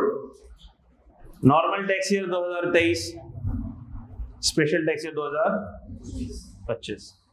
सर इस पूरे टोपी ड्रामे में एक मसला हो गया। क्या मसला हो गया? सर ये पूरा नॉर्मल टैक्स ईयर खत्म हुआ, इस नॉर्मल टैक्स ईयर का इसने हिसाब किताब फाइल कर दिया होगा, एक टैक्स रिटर्न फाइल किया होगा इसने। टैक्स रिटर्न का मतलब सबको पता है ना? इसने हिसाब किताब सारा अपना बना के टैक्स वाले को फाइल कर दिया, पूरे टैक्स ईयर का रिटर्न फाइल कर दिया। टैक्स ईयर चेंज हुआ, ये भी पूरा टैक्स ईयर, इसने इसका भी रिटर्न बनाया, इसका भी हिसाब किताब बनाया, और इसका हिसाब किताब बना के भी टैक्स वाले को फाइल कर दिया। सही है। हमने कहा मसला हो गया। क्या मसला हो गया? हमने कहा सर ये बीच का पीरियड यतीम रह गया, इसका क्या होगा? सर ये क्या चीज है, ये इसका क्या करेंगे हम? सर इसका क्या करेंगे हम? ये तो परेशान कुन चीज हो गई। इस पीरियड में जो इनकम कमाई उसका हिसाब किताब तो दिया ही नहीं इसने टैक्स वाले को, और चुपचाप पतली गली से निकल लिया। ने कहा ऐसा कोई सीन पार्ट नहीं होगा। ये जो टैक्स पीरियड है ये भी एक पीरियड है ना, ये भी एक पीरियड है, लेकिन एक बात तो तय है कि सर ये होगा लेस देन 12 मंथ्स। ऐसा ही है, लेस देन 12 मंथ्स का एक पीरियड होगा। नॉर्मल से स्पेशल में जा रहे हैं, स्पेशल से नॉर्मल में जा रहे हैं, या स्पेशल से स्पेशल में जा रहे हैं? कोई भी चेंज हो, एक ऐसा छोटा सा टुकड़ा ऐसा रह जाएगा जो ना पीछे वाले साल में आएगा ना आगे वाले साल में आएगा, जो ना पीछे वाले साल में आएगा जो ना आगे वाले साल में आएगा। तो सर उसका क्या करें? हमने कहा उसी को तो हम कहते हैं transitional tax year. Transitional changing period के अंदर फॉल कर रहे हैं। पहला पूरा टैक्स ईयर, उसका हिसाब किताब रिटर्न फाइल हो गया। अगला पूरा टैक्स ईयर, उसका हिसाब किताब रिटर्न फाइल हो गया। इसका हिसाब किताब कौन देगा? इसका हिसाब किताब भी टैक्स पेयर ही देगा। और जो पोर्टल होता है जिस पे रिटर्न फाइल होता है उसमें टैब बने हुए होते हैं, टैब सिलेक्ट करना होता है आपको कि रिटर्न आप नॉर्मल टैक्स ईयर के लिए फाइल कर रहे हो तो क्लिक करोगे normal tax year, special tax year है तो special tax year, transitional tax year का रिटर्न फाइल कर रहे हो तो ट्रांजिशनल टैक्स ईयर का रिटर्न। ठीक है वही बात। इसका मतलब ये है कि सर ट्रांजिशनल टैक्स ईयर का पीरियड बताओ कब से कब तक होगा?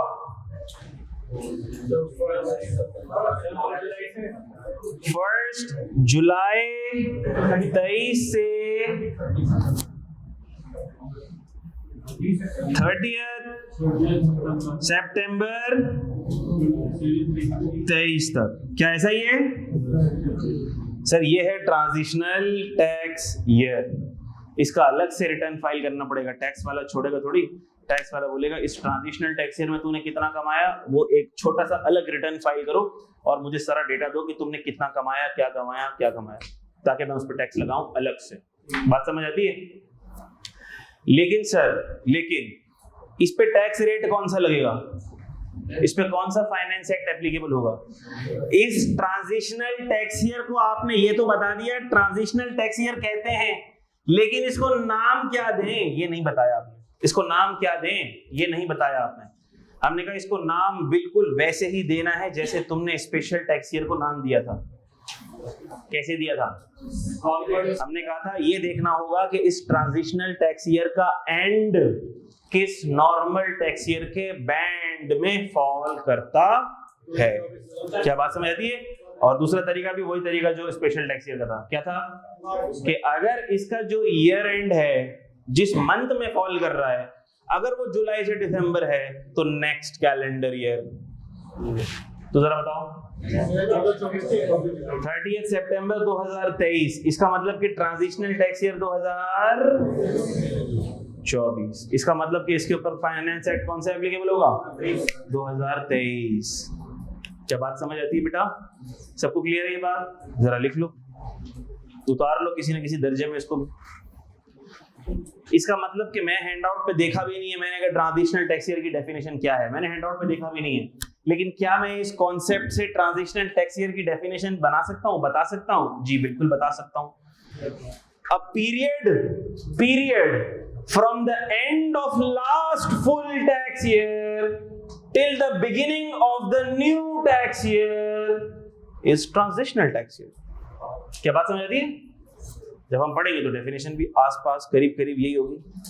छाप लो, आगे बढ़े। छाप लिया तो पढ़ लेते हैं, डेफिनेशन पढ़ लेते हैं।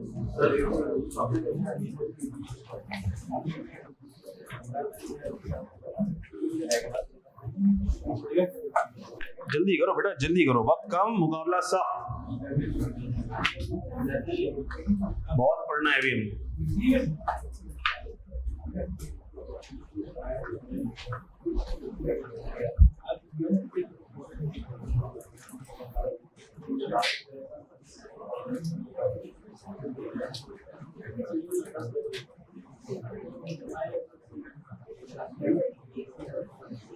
चलो बेटा, handout page 3 transitional tax year की डेफिनेशन पढ़ रहा है बेटा। Handout page 3 transitional tax year where the tax year. अब ठीक है, आसान है, जो भी छापा है उस पे बोर्ड पे खुद भी लिख लेना। Where the tax year of a person changes, अगर कोई पर्सन अपना टैक्स ईयर चेंज कर लेता है as the result of an order by the commissioner, commissioner के ऑर्डर के तहत अगर कोई अपना टैक्स ईयर चेंज कर लेता है, either from normal tax year to special tax year और वाइस वर्सा, नॉर्मल से स्पेशल में चले जाए या स्पेशल से नॉर्मल में आ जाए। एक और कंडीशन भी होती है जो लॉ में लिखी हुई नहीं है, अगर स्पेशल से स्पेशल में चला जाए तो लिख सकते हो। द पीरियड, अब देखो जो मैंने तुम्हें डेफिनेशन बताई वही लिखी होगी यहाँ पे, क्योंकि it's very simple. Period between the end of the last tax year prior to change and the date on which the changed tax year commences. इसको उर्दू में ट्रांसलेट करते हैं। पीरियड बिटवीन, दो डेटों के दरमियान का period, period between this date and this date, period between end of last tax year prior to change, ये है last tax year prior to change, and, और दूसरी डेट क्या है, दो डेटों के दरमियान का डिफरेंस, दो डेटों के दरमियान का पीरियड। किन डेटों के दरमियान का पीरियड? पहली date end of last tax year prior to change, और दूसरी date end the date on which the changed tax year commences, ये है वो डेट जब नया चेंज्ड टैक्स ईयर कमेंसेस। तो हमने कहा इन दो डेटों के दरमियान का पीरियड क्या कहलाएगा? Transitional tax year. अगर किसी ने इस कॉन्सेप्ट को समझ लिया तो क्या आप उसको ये डेफिनेशन याद करने की जरूरत है? नहीं है, इंशाल्लाह। कमेंस का मतलब बेटा स्टार्ट होना मेरे बच्चों। एग्जाम्पल, जिससे पूछूंगा जवाब वही देगा। जब मैं ये कहा करूं कि जिससे पूछूंगा जवाब वही देगा, तो कोरस में आंसर नहीं चाहिए मुझे, ठीक है बेटा? अच्छा, ये तो एग्जाम्पल है, इसके बाद पूछूंगा। एग्जाम्पल रीड कर रहा हूं मैं, इसके बाद पूछूंगा। Example, normal tax year of ABC limited was the period from 1 July 2017 to 30 June 2018. On an application by ABC Limited, Commissioner granted approval to adopt a special tax year of 30 September each year. The period from 1st July 2018 to 30th September 2018 will be treated as transitional tax year. Clear है ये बात? अब डब्बा आ रहा है, जिससे पूछूंगा वही जवाब देगा। Determine the tax year in respect of each accounting periods mentioned below. पहले वाले का आप जवाब दोगे बेटा, ए का। बताओ बेटा, टैक्स ईयर कौन सा है? हैंडआउट ही नहीं है सर, इतना टेक्निकल मसला हमें फेस हो रहा है। अगर हैंडआउट नहीं था तो मेरे बच्चे सेल फोन खोल के, हैंडआउट खोल के सामने तो रखो मेरे बच्चे। कोई बात नहीं, पहली क्लास है, दूसरी क्लास है, तीसरी क्लास है, लेकिन समझ लो, कभी कभी बात सुन लो बच्चों। देखो मैं एक उसूल बता देता हूँ शुरू से। मैं शुरू में स्टूडेंट्स को एक उसूल बता देता हूँ, क्योंकि देखो हमारा मकसद बड़ा है। हमारा मकसद है ये पेपर पास करना। हमारा मकसद क्या है? पेपर पास करना। तो मैं आपसे छोटे छोटे पेटी इश्यूज में डिस्कस करके आपका और अपना कीमती वक्त बर्बाद नहीं करूंगा। सर ये पेटी इश्यूज क्या हैं? मिसाल के तौर पर मैंने हैंडआउट डिस्ट्रीब्यूट किए, आप उस क्लास में एब्सेंट थे, नहीं आए, आपको हैंडआउट नहीं मिला, तो अब ये आपकी जिम्मेदारी है कि आप ताहिर से हैंडआउट लेके रखें।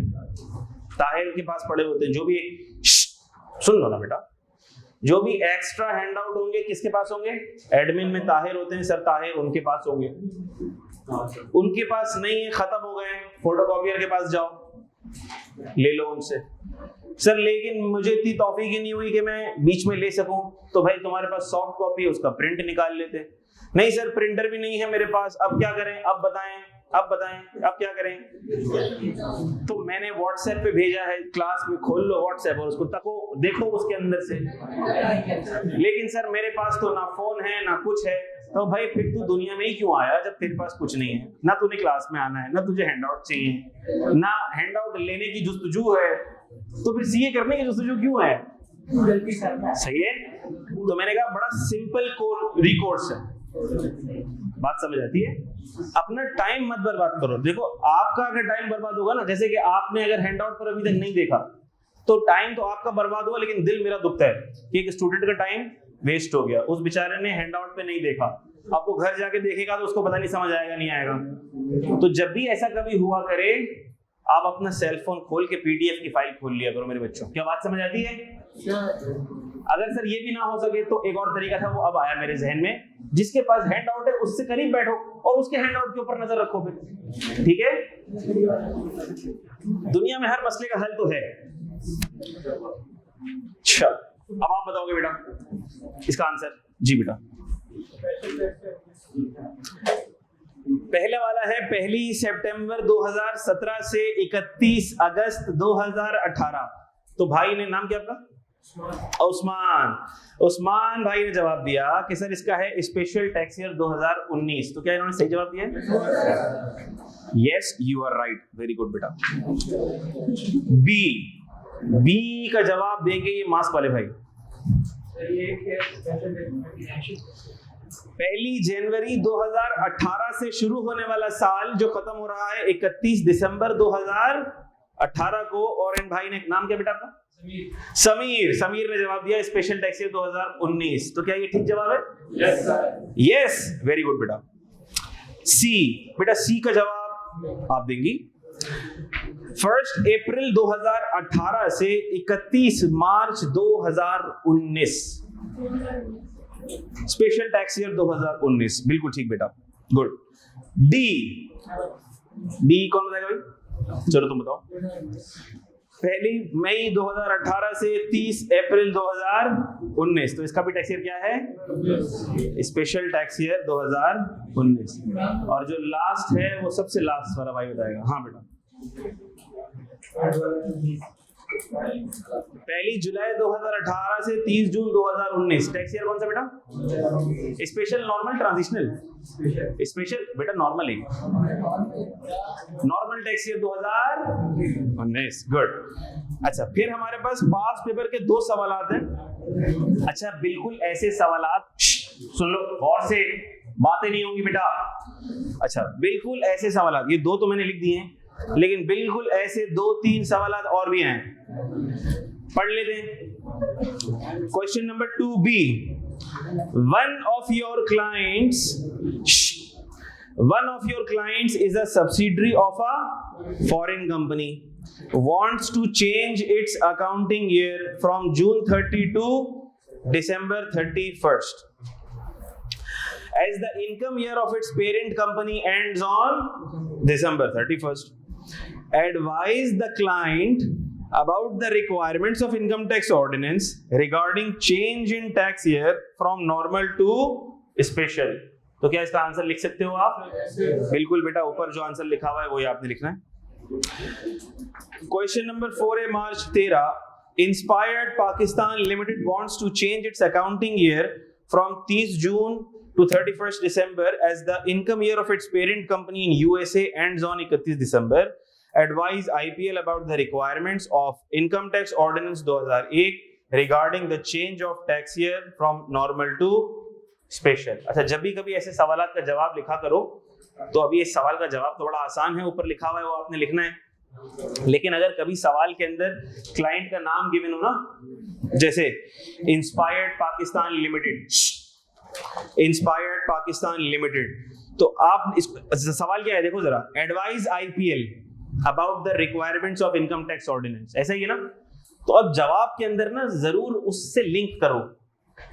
IPL is advised to follow the below procedure for change of tax year।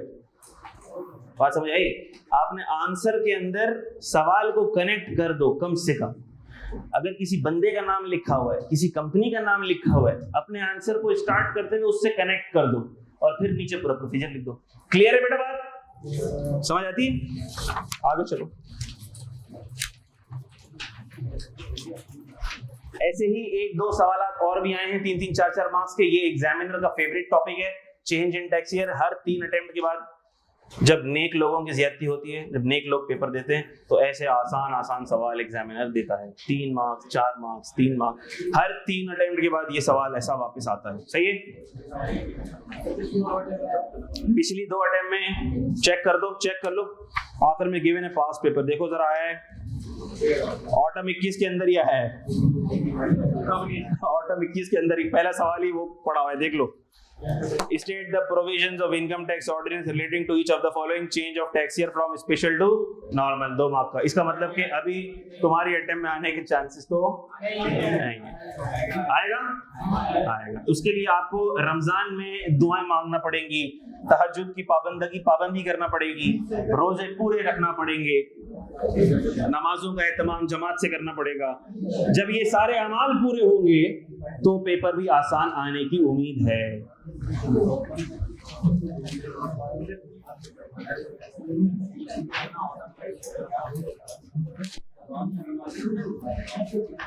अच्छा बेटा, अगला डिस्कशन है हमारा बड़ा इंटरेस्टिंग। खैर टैक्स के अंदर जितने भी डिस्कशन होते हैं वो इंटरेस्टिंग ही होते हैं।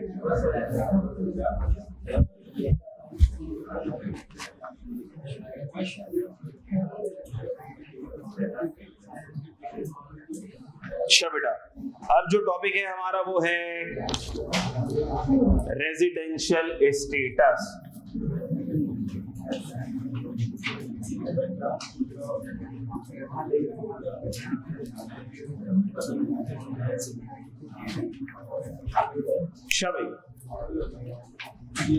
रेजिडेंशियल स्टेटस सर, हमें पता लग गया हिसाब किताब के लिए साल का तायुन कैसे होता है, टैक्स ईयर कैसे, किस तरह से, नाम कैसे दिया जाएगा।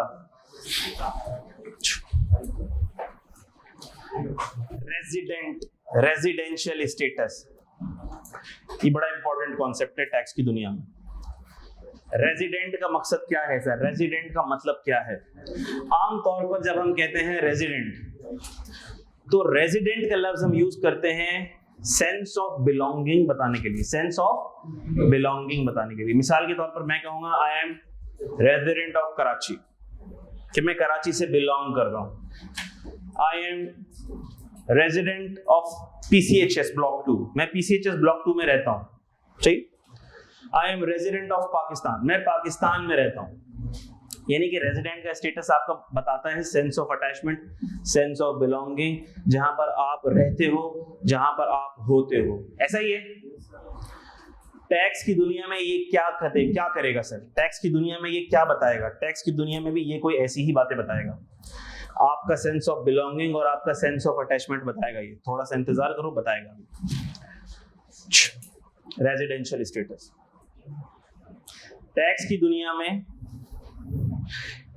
दुनिया में हम ये कब कहेंगे कि a tax payer is a resident person? हम ये कब कहेंगे टैक्स की दुनिया में, ये कब कहेंगे टैक्स की दुनिया में, हम ये कब कहेंगे कि tax payer is resident person? से रेजिडेंट, अगर मैं रेजिडेंट कह रहा हूं तो मतलब कहां रेजिडेंट है? पाकिस्तान में रेजिडेंट है, ऑब्वियस बात है। ये मैं कब कहूंगा, अभी बताते हैं कब कहूंगा। लेकिन जब कभी भी बात आए ना पर्सन की, तो मैंने बताया था कि पर्सन में कौन कौन शामिल होते हैं। वैसे तो पर्सन में 6-7 शामिल होते हैं, लेकिन वो हमारे किसी काम के नहीं है। काम के हमारे सिर्फ 3 ही है। कौन कौन? Individual, AOP, company. ठीक है, इंडिविजुअल एओपी कंपनी, जिसमें से हमारी जो पूरा इनकम टैक्स है, हमारी जो हमारे कोर्स में किन की टैक्सेशन शामिल है? हमारे कोर्स में इनकी टैक्सेशन शामिल है, कंपनी की टैक्सेशन शामिल नहीं है। जहां जहां तस्कर आएगा पढ़ लेंगे, लेकिन एज सच कंपनी की टैक्सेशन सी फाइनल के कोर्स का पार्ट है, हमारे कोर्स का पार्ट नहीं। तो इसका मतलब कि सर जब मैं पर्सन कहूंगा तो इसका मतलब कि वो इंडिविजुअल भी हो सकता है, वो एओपी भी हो सकती है, वो कंपनी हो सकती है। तो इसका मतलब कि हमें तीनों के बारे में पढ़ना पड़ेगा कि इंडिविजुअल कब रेजिडेंट कहलाएगा, एओपी कब रेजिडेंट कहलाएगी और कंपनी कब रेजिडेंट कहलाएगी। अभी मैं इसका जवाब नहीं दे रहा कि हम ये हरकत क्यों कर रहे हैं। रेजिडेंट कहलाएगी तो क्या करेंगे? हम भंगड़ा डालेंगे, क्या करेंगे? मिठाइयां बांटेंगे। वो जब हम रेजिडेंट डिक्लेयर कर देंगे उसके बाद देखेंगे कि हमें क्या करना है इसके साथ। लेकिन पहला सवाल तो ये है कि क्या वो रेजिडेंट है या रेजिडेंट नहीं है। पहले हमें इस क्राइटेरिया को परखना है, जांचना है और इस काबिल होना है कि अगर सवाल में हमें कोई क्राइटेरिया दे दिया जाए तो हम ये डिटरमिन कर सकें कि वो रेजिडेंट है या नहीं है। फिर ये बाद में देखेंगे कि इससे हुआ क्या। सही है, जबरदस्त।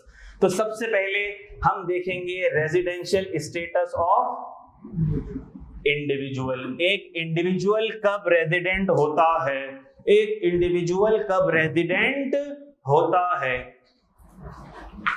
रीड करेंगे हम हैंडआउट को, लेकिन रीड करने से पहले मैं कॉन्सेप्ट दूंगा, फिर रीड करेंगे। रेजिडेंशियल स्टेटस का ताल्लुक इस बात से होता है कि एक इंडिविजुअल के कितने फिजिकल डेज पाकिस्तान में गुजरे। फिर से, रेजिडेंशियल स्टेटस का ताल्लुक इस बात से होता है। रेजिडेंशियल स्टेटस आप कैसे निकालोगे? ऐसे निकालोगे कि आप सबसे पहले ये पता लगाओगे कि एक इंडिविजुअल के फिजिकल डेज पाकिस्तान में कितने गुजरे। इसका मतलब सर क्या रेजिडेंशियल स्टेटस का ताल्लुक नेशनैलिटी से नहीं होता? इसका ताल्लुक नेशनैलिटी से नहीं होता। टैक्स की दुनिया में, ये जो मैं बातें कर रहा हूँ, ये टैक्स की दुनिया की बातें कर रहा हूँ, बात समझ आ रही है? टैक्स की दुनिया में रेजिडेंशियल स्टेटस का ताल्लुक नेशनैलिटी से नहीं होता। यानी कि सर क्या चाइनीज नेशनल पाकिस्तान रेजिडेंट हो सकता है टैक्स पर्पसेस के लिए? हमने कहा बिल्कुल हो सकता है। सर क्या जर्मन नेशनल रेजिडेंट हो सकता है वो टैक्स पर्पसेस? जी बिल्कुल हो सकता है। और सर क्या ऐसा हो सकता है कि ग्रीन पासपोर्ट होल्डर हमारे जैसा मुहिब्बे वतन पाकिस्तानी नॉन रेजिडेंट कहलाए? ऐसा हो सकता है, बिल्कुल हो सकता है। ये किस पे डिपेंड करेगा कि आपके डेज जो आपने पाकिस्तान में फिजिकली प्रेजेंट थे वो कितने दिन फिजिकली प्रेजेंट थे, ये इस बात पे डिपेंड करेगा। क्या बात समझ आती है? अब आओ पढ़ते हैं, पहला पैराग्राफ पढ़ेंगे सिर्फ। Residential status of an individual, residential status for tax purpose, underline कर लो, for tax purpose, tax purpose की बात हो रही है। Residential status for tax purpose has nothing to do with the nationality और domicile of an individual. Nationality कुछ भी हो सकती है, डोमिसाइल कुछ भी हो सकता है, इस बात पे रेजिडेंशियल स्टेटस डिटरमिन नहीं होता। Because the residential status is based on number of days of physical presence in Pakistan. Number of days of physical presence in Pakistan. अगला जुमला और भी, अगला लफ्ज और भी इंपॉर्टेंट है। During a tax year. यानी कि सर अगर ये इंडिविजुअल है और अगर इस इंडिविजुअल का है नॉर्मल टैक्स ईयर, अगर इस इंडिविजुअल का है नॉर्मल टैक्स ईयर, तो टैक्स ईयर स्टार्ट कब से होता है? 1 जुलाई 2021 अज्यूम कर लो, और खत्म हो रहा है 30 जून 2022। तो मैं अब इसके फिजिकल डेज किस टाइमलाइन में चेक करूं? मैं इसके फिजिकल डेज इस टाइमलाइन में चेक करूंगा, और मैं ये कहूंगा कि ये नॉर्मल टैक्स ईयर 2022 में रेजिडेंट है या नहीं है। क्या बात समझ आती है? Based on number of days of physically presence in Pakistan during tax year, therefore a foreigner may be a resident person. Foreigner resident हो सकता है, और ऐसा भी हो सकता है कि एक पाकिस्तानी नेशनल है वो क्या हो जाए? Non resident. A person may be resident in a tax year and non-resident in next tax year. और ऐसा भी हो सकता है कि एक टैक्स ईयर में आप रेजिडेंट हो और अगले टैक्स ईयर में क्या हो जाएं? नॉन रेजिडेंट हो जाएं। अभी हम चेक करेंगे और कैलकुलेट भी करेंगे। आओ इस डब्बे में देखते हैं। Physical stay in Pakistan in tax year 0 से 182 डेज। अगर आप 182 डेज तक पाकिस्तान में फिजिकली प्रेजेंट हैं तो नॉन रेजिडेंट ही कहलाएंगे। और अगर सर 183 या उससे ज्यादा दिन पाकिस्तान में प्रेजेंट हैं तो रेजिडेंट कहलाएंगे। यानी कि इक्वल और more than 50% of days in a tax year. Year के अंदर दिन कितने होते हैं? इस साल में दिन कितने होते हैं? 365। अगर आप 182 डेज फिजिकली प्रेजेंट हैं तो इसका मतलब है कि आप 50% से कम दिन पाकिस्तान में प्रेजेंट हैं, रेजिडेंट नहीं कहलाएंगे। लेकिन अगर आप 183 या उससे ज्यादा दिन पाकिस्तान में प्रेजेंट हैं तो आप क्या कहलाएंगे? रेजिडेंट कहलाएंगे। क्या ये क्राइटेरिया आसान है? अच्छा, जबरदस्त हो गई बात। जबरदस्त हो गई बात। इसका मतलब कि सर हमें दिन गिनना पड़ेंगे, हमें दिन गिनना पड़ेंगे। और सवाल पूछा कैसे जाएगा? सवाल आप कैसे पूछेंगे? मैं ये पूछूंगा कि ये बताओ, क्या मिस्टर ए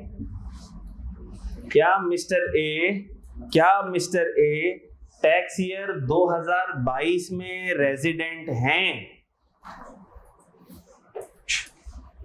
दूसरा टैक्स ईयर देखते हैं। इसका मतलब सर इसके बाद दूसरा टैक्स ईयर शुरू होगा। इससे पहले टैक्स ईयर कौन सा चल रहा है? 21। क्या ऐसा हो सकता है कि मिस्टर ए 21 में रेजिडेंट हो, 22 में नॉन रेजिडेंट हो और 23 में फिर रेजिडेंट हो? कैसे हो सकता है? बिल्कुल हो सकता है सर। 2021 में पाकिस्तान में ही थे, 2022 के अंदर बाहर मुल्क चले गए, ज्यादातर यूएस यूके में गुजारे उन्होंने अपने अय्याम, और उसके बाद फिर वतन की याद सताई, तो फिर टैक्स ईयर 2023 के अंदर फिर से पाकिस्तान में कयाम पड़ गया इनका, तो फिर पाकिस्तान में रेजिडेंट हो गए। जबरदस्त बात। अगर मैं आपसे ये सवाल करूं, बड़ा गौर से सुनना और फिर जवाब देना, अगर मैं आपको ये बता दूं कि मिस्टर ए कंटिन्यूअसली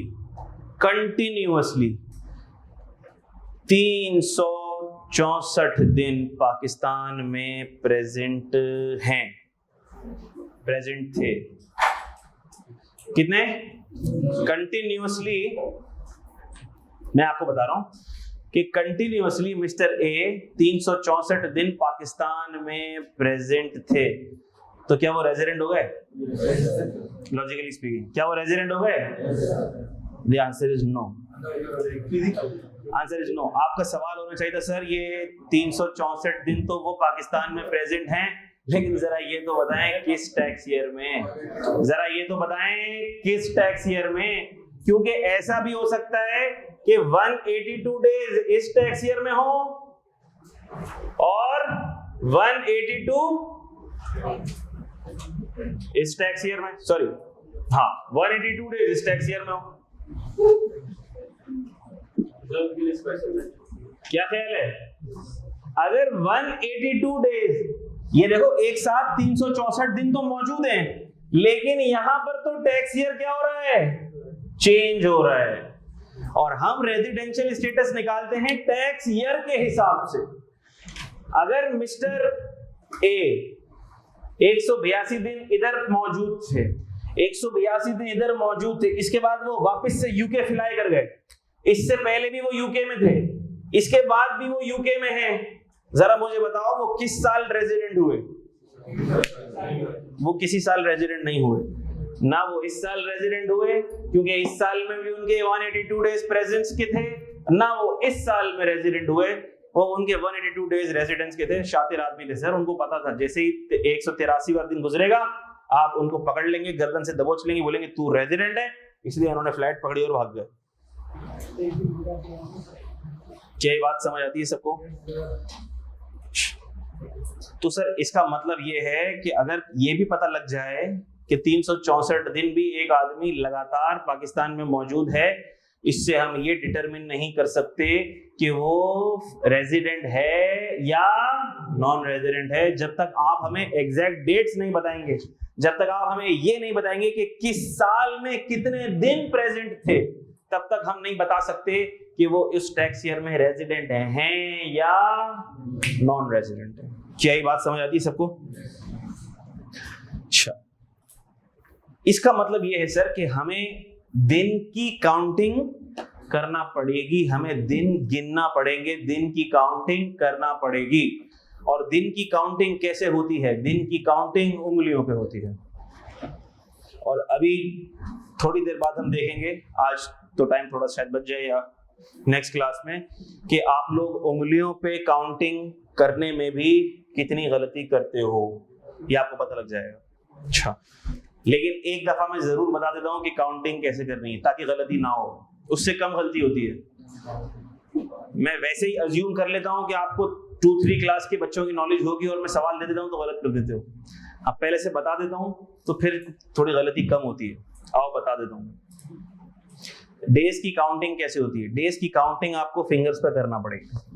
उसके लिए आपको ये पता होना चाहिए कि किस महीने में कितने दिन होते हैं। कौन सा महीना 30 दिन का होता है, कौन सा महीना 31 दिन का होता है। ठीक है, तो सर ये कैसे पता लगता है?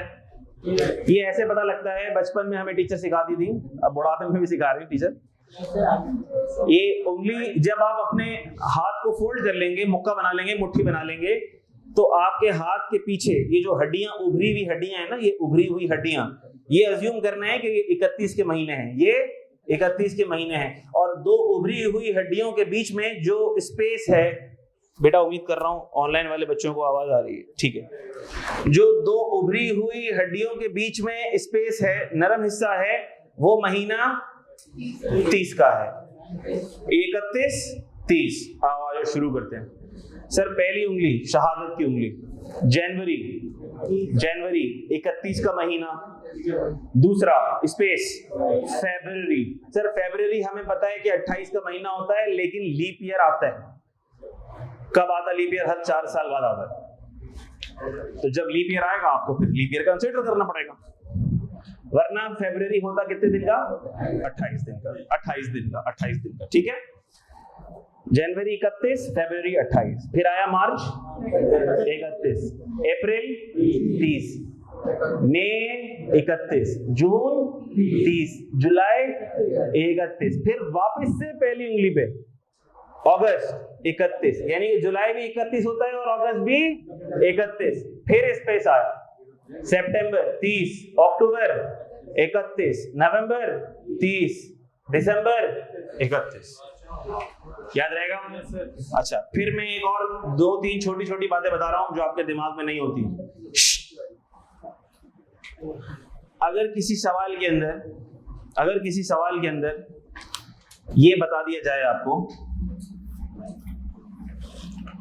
ये नॉर्मल टैक्स ईयर है, ठीक है, शुरू हो रहा है 1 जुलाई से, खत्म हो रहा है 30 जून को।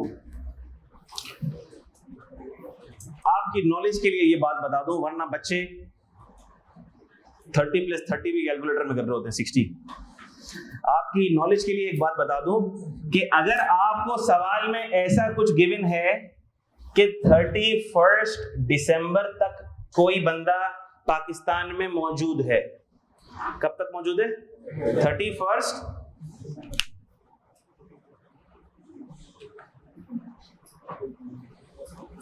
31 दिसंबर तक कोई बंदा पाकिस्तान में मौजूद है। इसका मतलब कि सर वो नॉर्मल टैक्स ईयर 2022 में अगर 1 जुलाई से 31 दिसंबर तक मौजूद है, तो इसका मतलब कि उसके 184 डेज पाकिस्तान में हो गए हैं।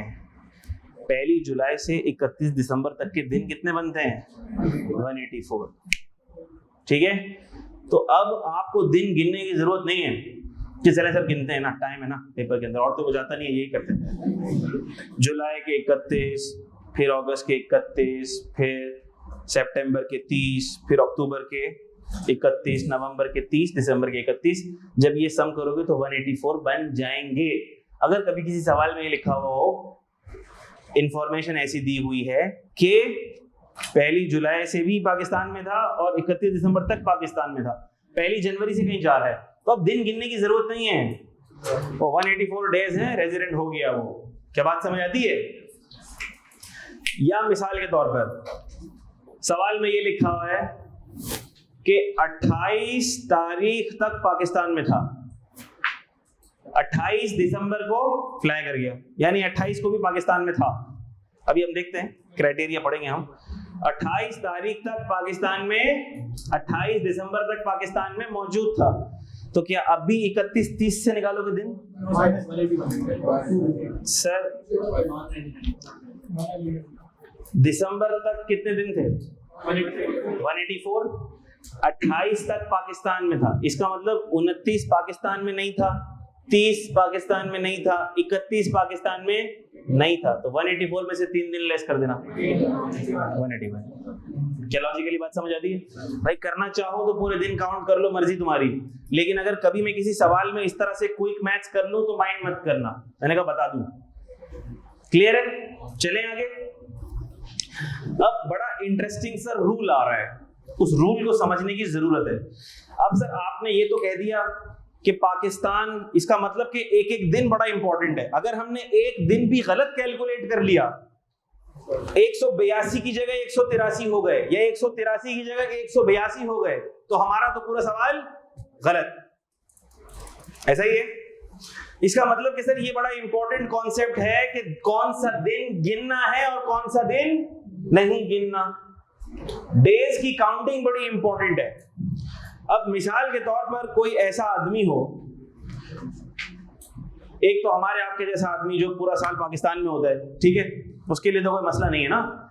लेकिन अगर कोई ऐसा आदमी हो कि जिसको पता ही नहीं होता कि उसका लंच यूएस में होगा या यूके में होगा या फ्रांस में होगा या इटली में होगा या दुबई में होगा, लंच कहीं हो रहा है, डिनर कहीं हो रहा है, क्या ख्याल है, वीकेंड कहीं मनाया जा रहा है। हाँ, तो हमने कहा सर एक बिजनेस किसी का हो सकता है कि यूके के अंदर भी छोटा मोटा उसका रोजगार हो, एक आध गाड़ियां उबर पे चलती हैं उसकी, क्या ख्याल है? हो सकता है कि साउथ अफ्रीका के अंदर कोई छोटी मोटी डायमंड की फैक्ट्री हो उसकी, वहां भी जाना आना जाना लगा रहता है। ऐसा ही है। ऐसा हो सकता है कि सर दुबई के अंदर, सऊदीया के अंदर कोई छोटा मोटा तेल का कुआं भी हो उसके पास, कभी वहां जाना पड़ गया उसको। तो अब सर उसके जो फ्रीक्वेंट विजिट्स हैं, अब आप ये कैसे बताएंगे कि कौन सा दिन पाकिस्तान में, क्योंकि ऐसा हो सकता है कि उसकी दोपहर की 2 बजे की फ्लाइट है। अब क्या करें सर? क्या उसके कदमों को गिने कि जैसे ही वो एरोप्लेन की तरफ बढ़ा, जिस वक्त घड़ी के जिस कांटे पर उसने एरोप्लेन के अंदर कदम रखा, हम बोले अब ये बाहर हो गया? क्या करें? कोई क्राइटेरिया है? या हम एरोप्लेन को देखें जब पाकिस्तान की हुदूद से बाहर निकले तो हम कहेंगे अब ये पाकिस्तान से बाहर हो गया? क्या क्राइटेरिया है? इसका कोई उसूल है? ये तो बड़ा मुश्किल हो जाएगा। तो हमने कहा आपकी मुश्किल को आसान करने के लिए आता है rule 14। Rule 14 of income tax rules. Income tax rules ये भी लॉ का हिस्सा होते हैं। जिस तरह ऑर्डिनेंस लॉ होता है, इनकम टैक्स रूल्स में बहुत सारी सपोर्टिंग बातें लिखी हुई हैं, ठीक है। Rule 14 of income tax rules 2002। अच्छा भाई, rule to count days an individual present in Pakistan becomes vital when person has frequent visits to or from Pakistan। हमने कहा जब उसके frequent visits होंगे तब इस रूल की आपको जरूरत पड़ेगी। Rule 14 of the income tax rules prescribes the procedure for counting of days as under। आओ देखते हैं क्या रूल है। Part of the day that an individual is present in Pakistan counts as a whole day। हमने कहा अगर दिन का थोड़ा सा हिस्सा भी पाकिस्तान में गुजर गया तो पूरा दिन पाकिस्तान की काउंटिंग में आएगा। पूरा दिन पाकिस्तान की काउंटिंग में आएगा। इसका मतलब कि अगर तो किसी की 4 बजे की फ्लाइट है, 15 सितंबर दोपहर 4 बजे की फ्लाइट है, तो क्या 15 सितंबर का दिन पाकिस्तान की काउंटिंग में आएगा? रेजिडेंशियल स्टेटस की काउंटिंग में आएगा?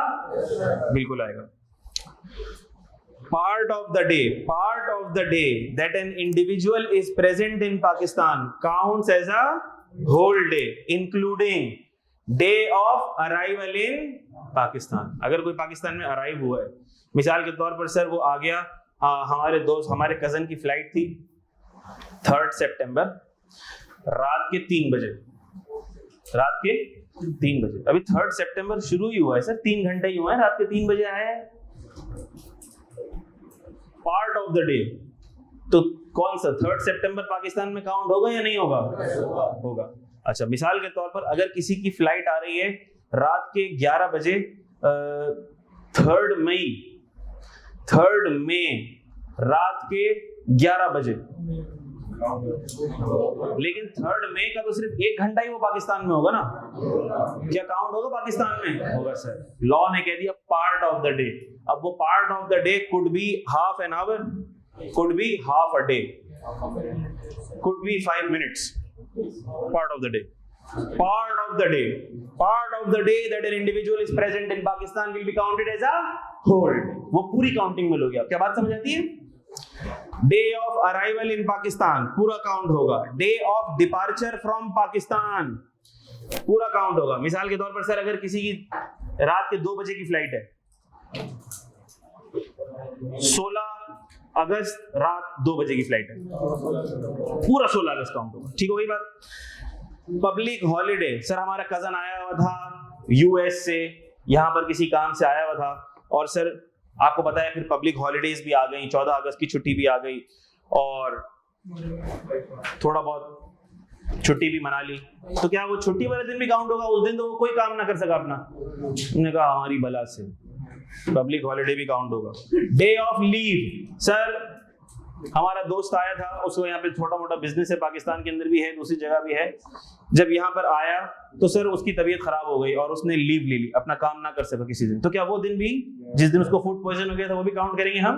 हमने कहा बिल्कुल काउंट करेंगे आप।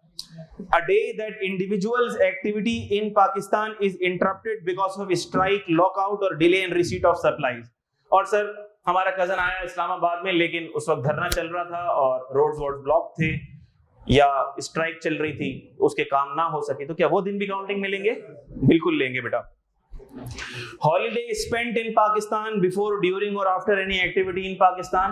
अब सर वो काम के लिए तो आया मेरा दोस्त, उसका वो काम था पाकिस्तान में, अब उसने सोचा आया ही हूँ तो जरा नॉर्दर्न एरियाज का विजिट कर लेता हूँ। एक पाकिस्तान को अल्लाह पाक ने बड़े खूबसूरत कुदरती मनाजिर से नवाजा है, तो उसने कहा जरा घूम फिर के आऊँ, जरा देखूं, तो सर क्या वो दिन भी काउंट होंगे? मैंने कहा बिल्कुल काउंट होंगे बेटा। Holiday spent in Pakistan during और after any activity in Pakistan. आखिरी वाला पॉइंट बड़ा इंटरेस्टिंग है, उसको मैं बाद में एक्सप्लेन करता हूँ, रीड कर लेते हैं। A day in Pakistan solely by reason of being in transit does not count, does underline करो उसको, does not count as a day present in, does not count as a day present in. तो हमने कहा जो does not count वाला है ना, उसको एक्सप्लेन करने की नौबत आज नहीं आएगी, टाइम इतना नहीं है। तो पहले जो ऊपर वाले मैंने एक्सप्लेन कर दिए, पहले वो एक्सप्लेन कर देता हूं मैं, इसको नेक्स्ट क्लास में करेंगे, बहुत इंपॉर्टेंट है ये। अच्छा, इसका मतलब ये सर अभी तक जो हमने पढ़ा, day of arrival, day of departure, day of public holiday, day of leave, day of lockout, strike, delay in receipt of supplies, सारे के सारे दिन पाकिस्तान के अंदर ही काउंट होंगे। आपने बता दिया और हमें समझ भी आ गया। लेकिन सर ये कैसे होगा? फिर मसला क्या मसला? सर ये कैसे पता लगेगा? अब आपने बोला 2 बजे की फ्लाइट है, तो सर हम देखेंगे प्लेन कब उड़ रहा है, प्लेन के ऊपर नजर रखें कब प्लेन उड़ रहा है। या अगर 2 बजे की फ्लाइट है और अगर हमारा कजन 11 बजे से जाके प्लेन में बैठ जाए, फिर क्या इस पे क्या आपका फतवा है? हमने कहा रुक जाओ, ये डिसाइड कैसे होता है? प्रैक्टिकली स्पीकिंग बता रहा हूं कैसे डिसाइड होता है। या कमिश्नर कैसे डिसाइड करता है कि कोई बंदा रेजिडेंट है या नॉन रेजिडेंट है? आपका जो पासपोर्ट होता है, पासपोर्ट, जब भी किसी मुल्क दूसरे मुल्क आपने जाना होता है तो उसका वीजा लगता है। वीजा लग गया, मिसाल के तौर पर मैंने सऊदीया का वीजा लगवा लिया, मेरे पासपोर्ट के ऊपर सऊदीया का वीजा लग गया। अब मेरी फ्लाइट है, और मेरी फ्लाइट है अज्यूम कर लो रात के 11 बजे, या अज्यूम कर लो मेरी फ्लाइट है रात के 12:05 पे, 12:15 बजे, रात 12:15 बजे की फ्लाइट है, रात 12:15 बजे की फ्लाइट है, रात 12:15 बजे की फ्लाइट है। अब 15 मिनट का गैप है सर, 15 मिनट पहले अगर आप प्लेन में बैठ गए तो दिन बच जाएगा आपका। नहीं, रुक जाओ, ऐसा कोई सीन नहीं होता। होता क्या है? होता ये कि जैसे ही आप एयरपोर्ट पे जाते हो, एयरपोर्ट पर एक इमिग्रेशन काउंटर होता है। इमिग्रेशन काउंटर से जब आप गुजरते हो तो इमिग्रेशन काउंटर वाले ठप स्टैंप लगाते हैं, आपके वीजा के ऊपर डेट टाइम का स्टैंप लगता है।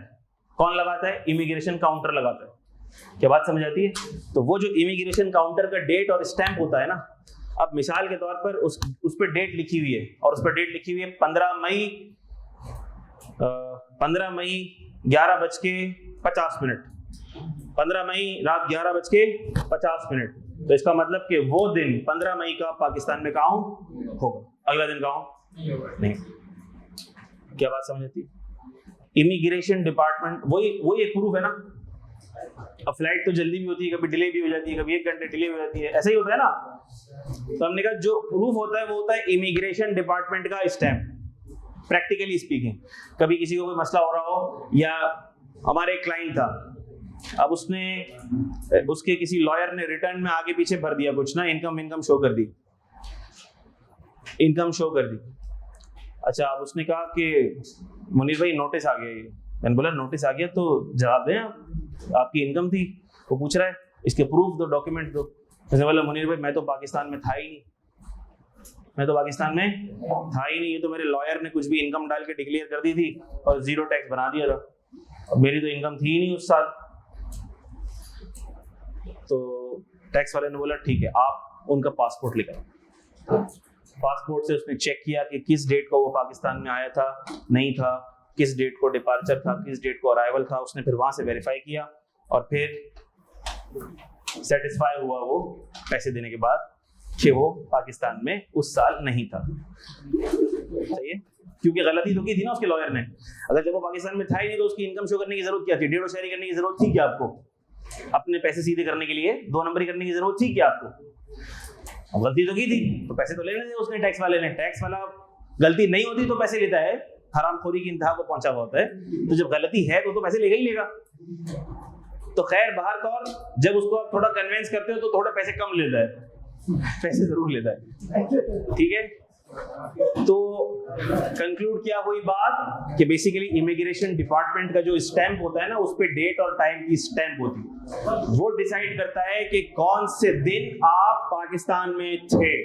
ऑब्वियस सी बात है कि उससे अगले दिन आप पाकिस्तान में नहीं हो। क्लियर होती है बात?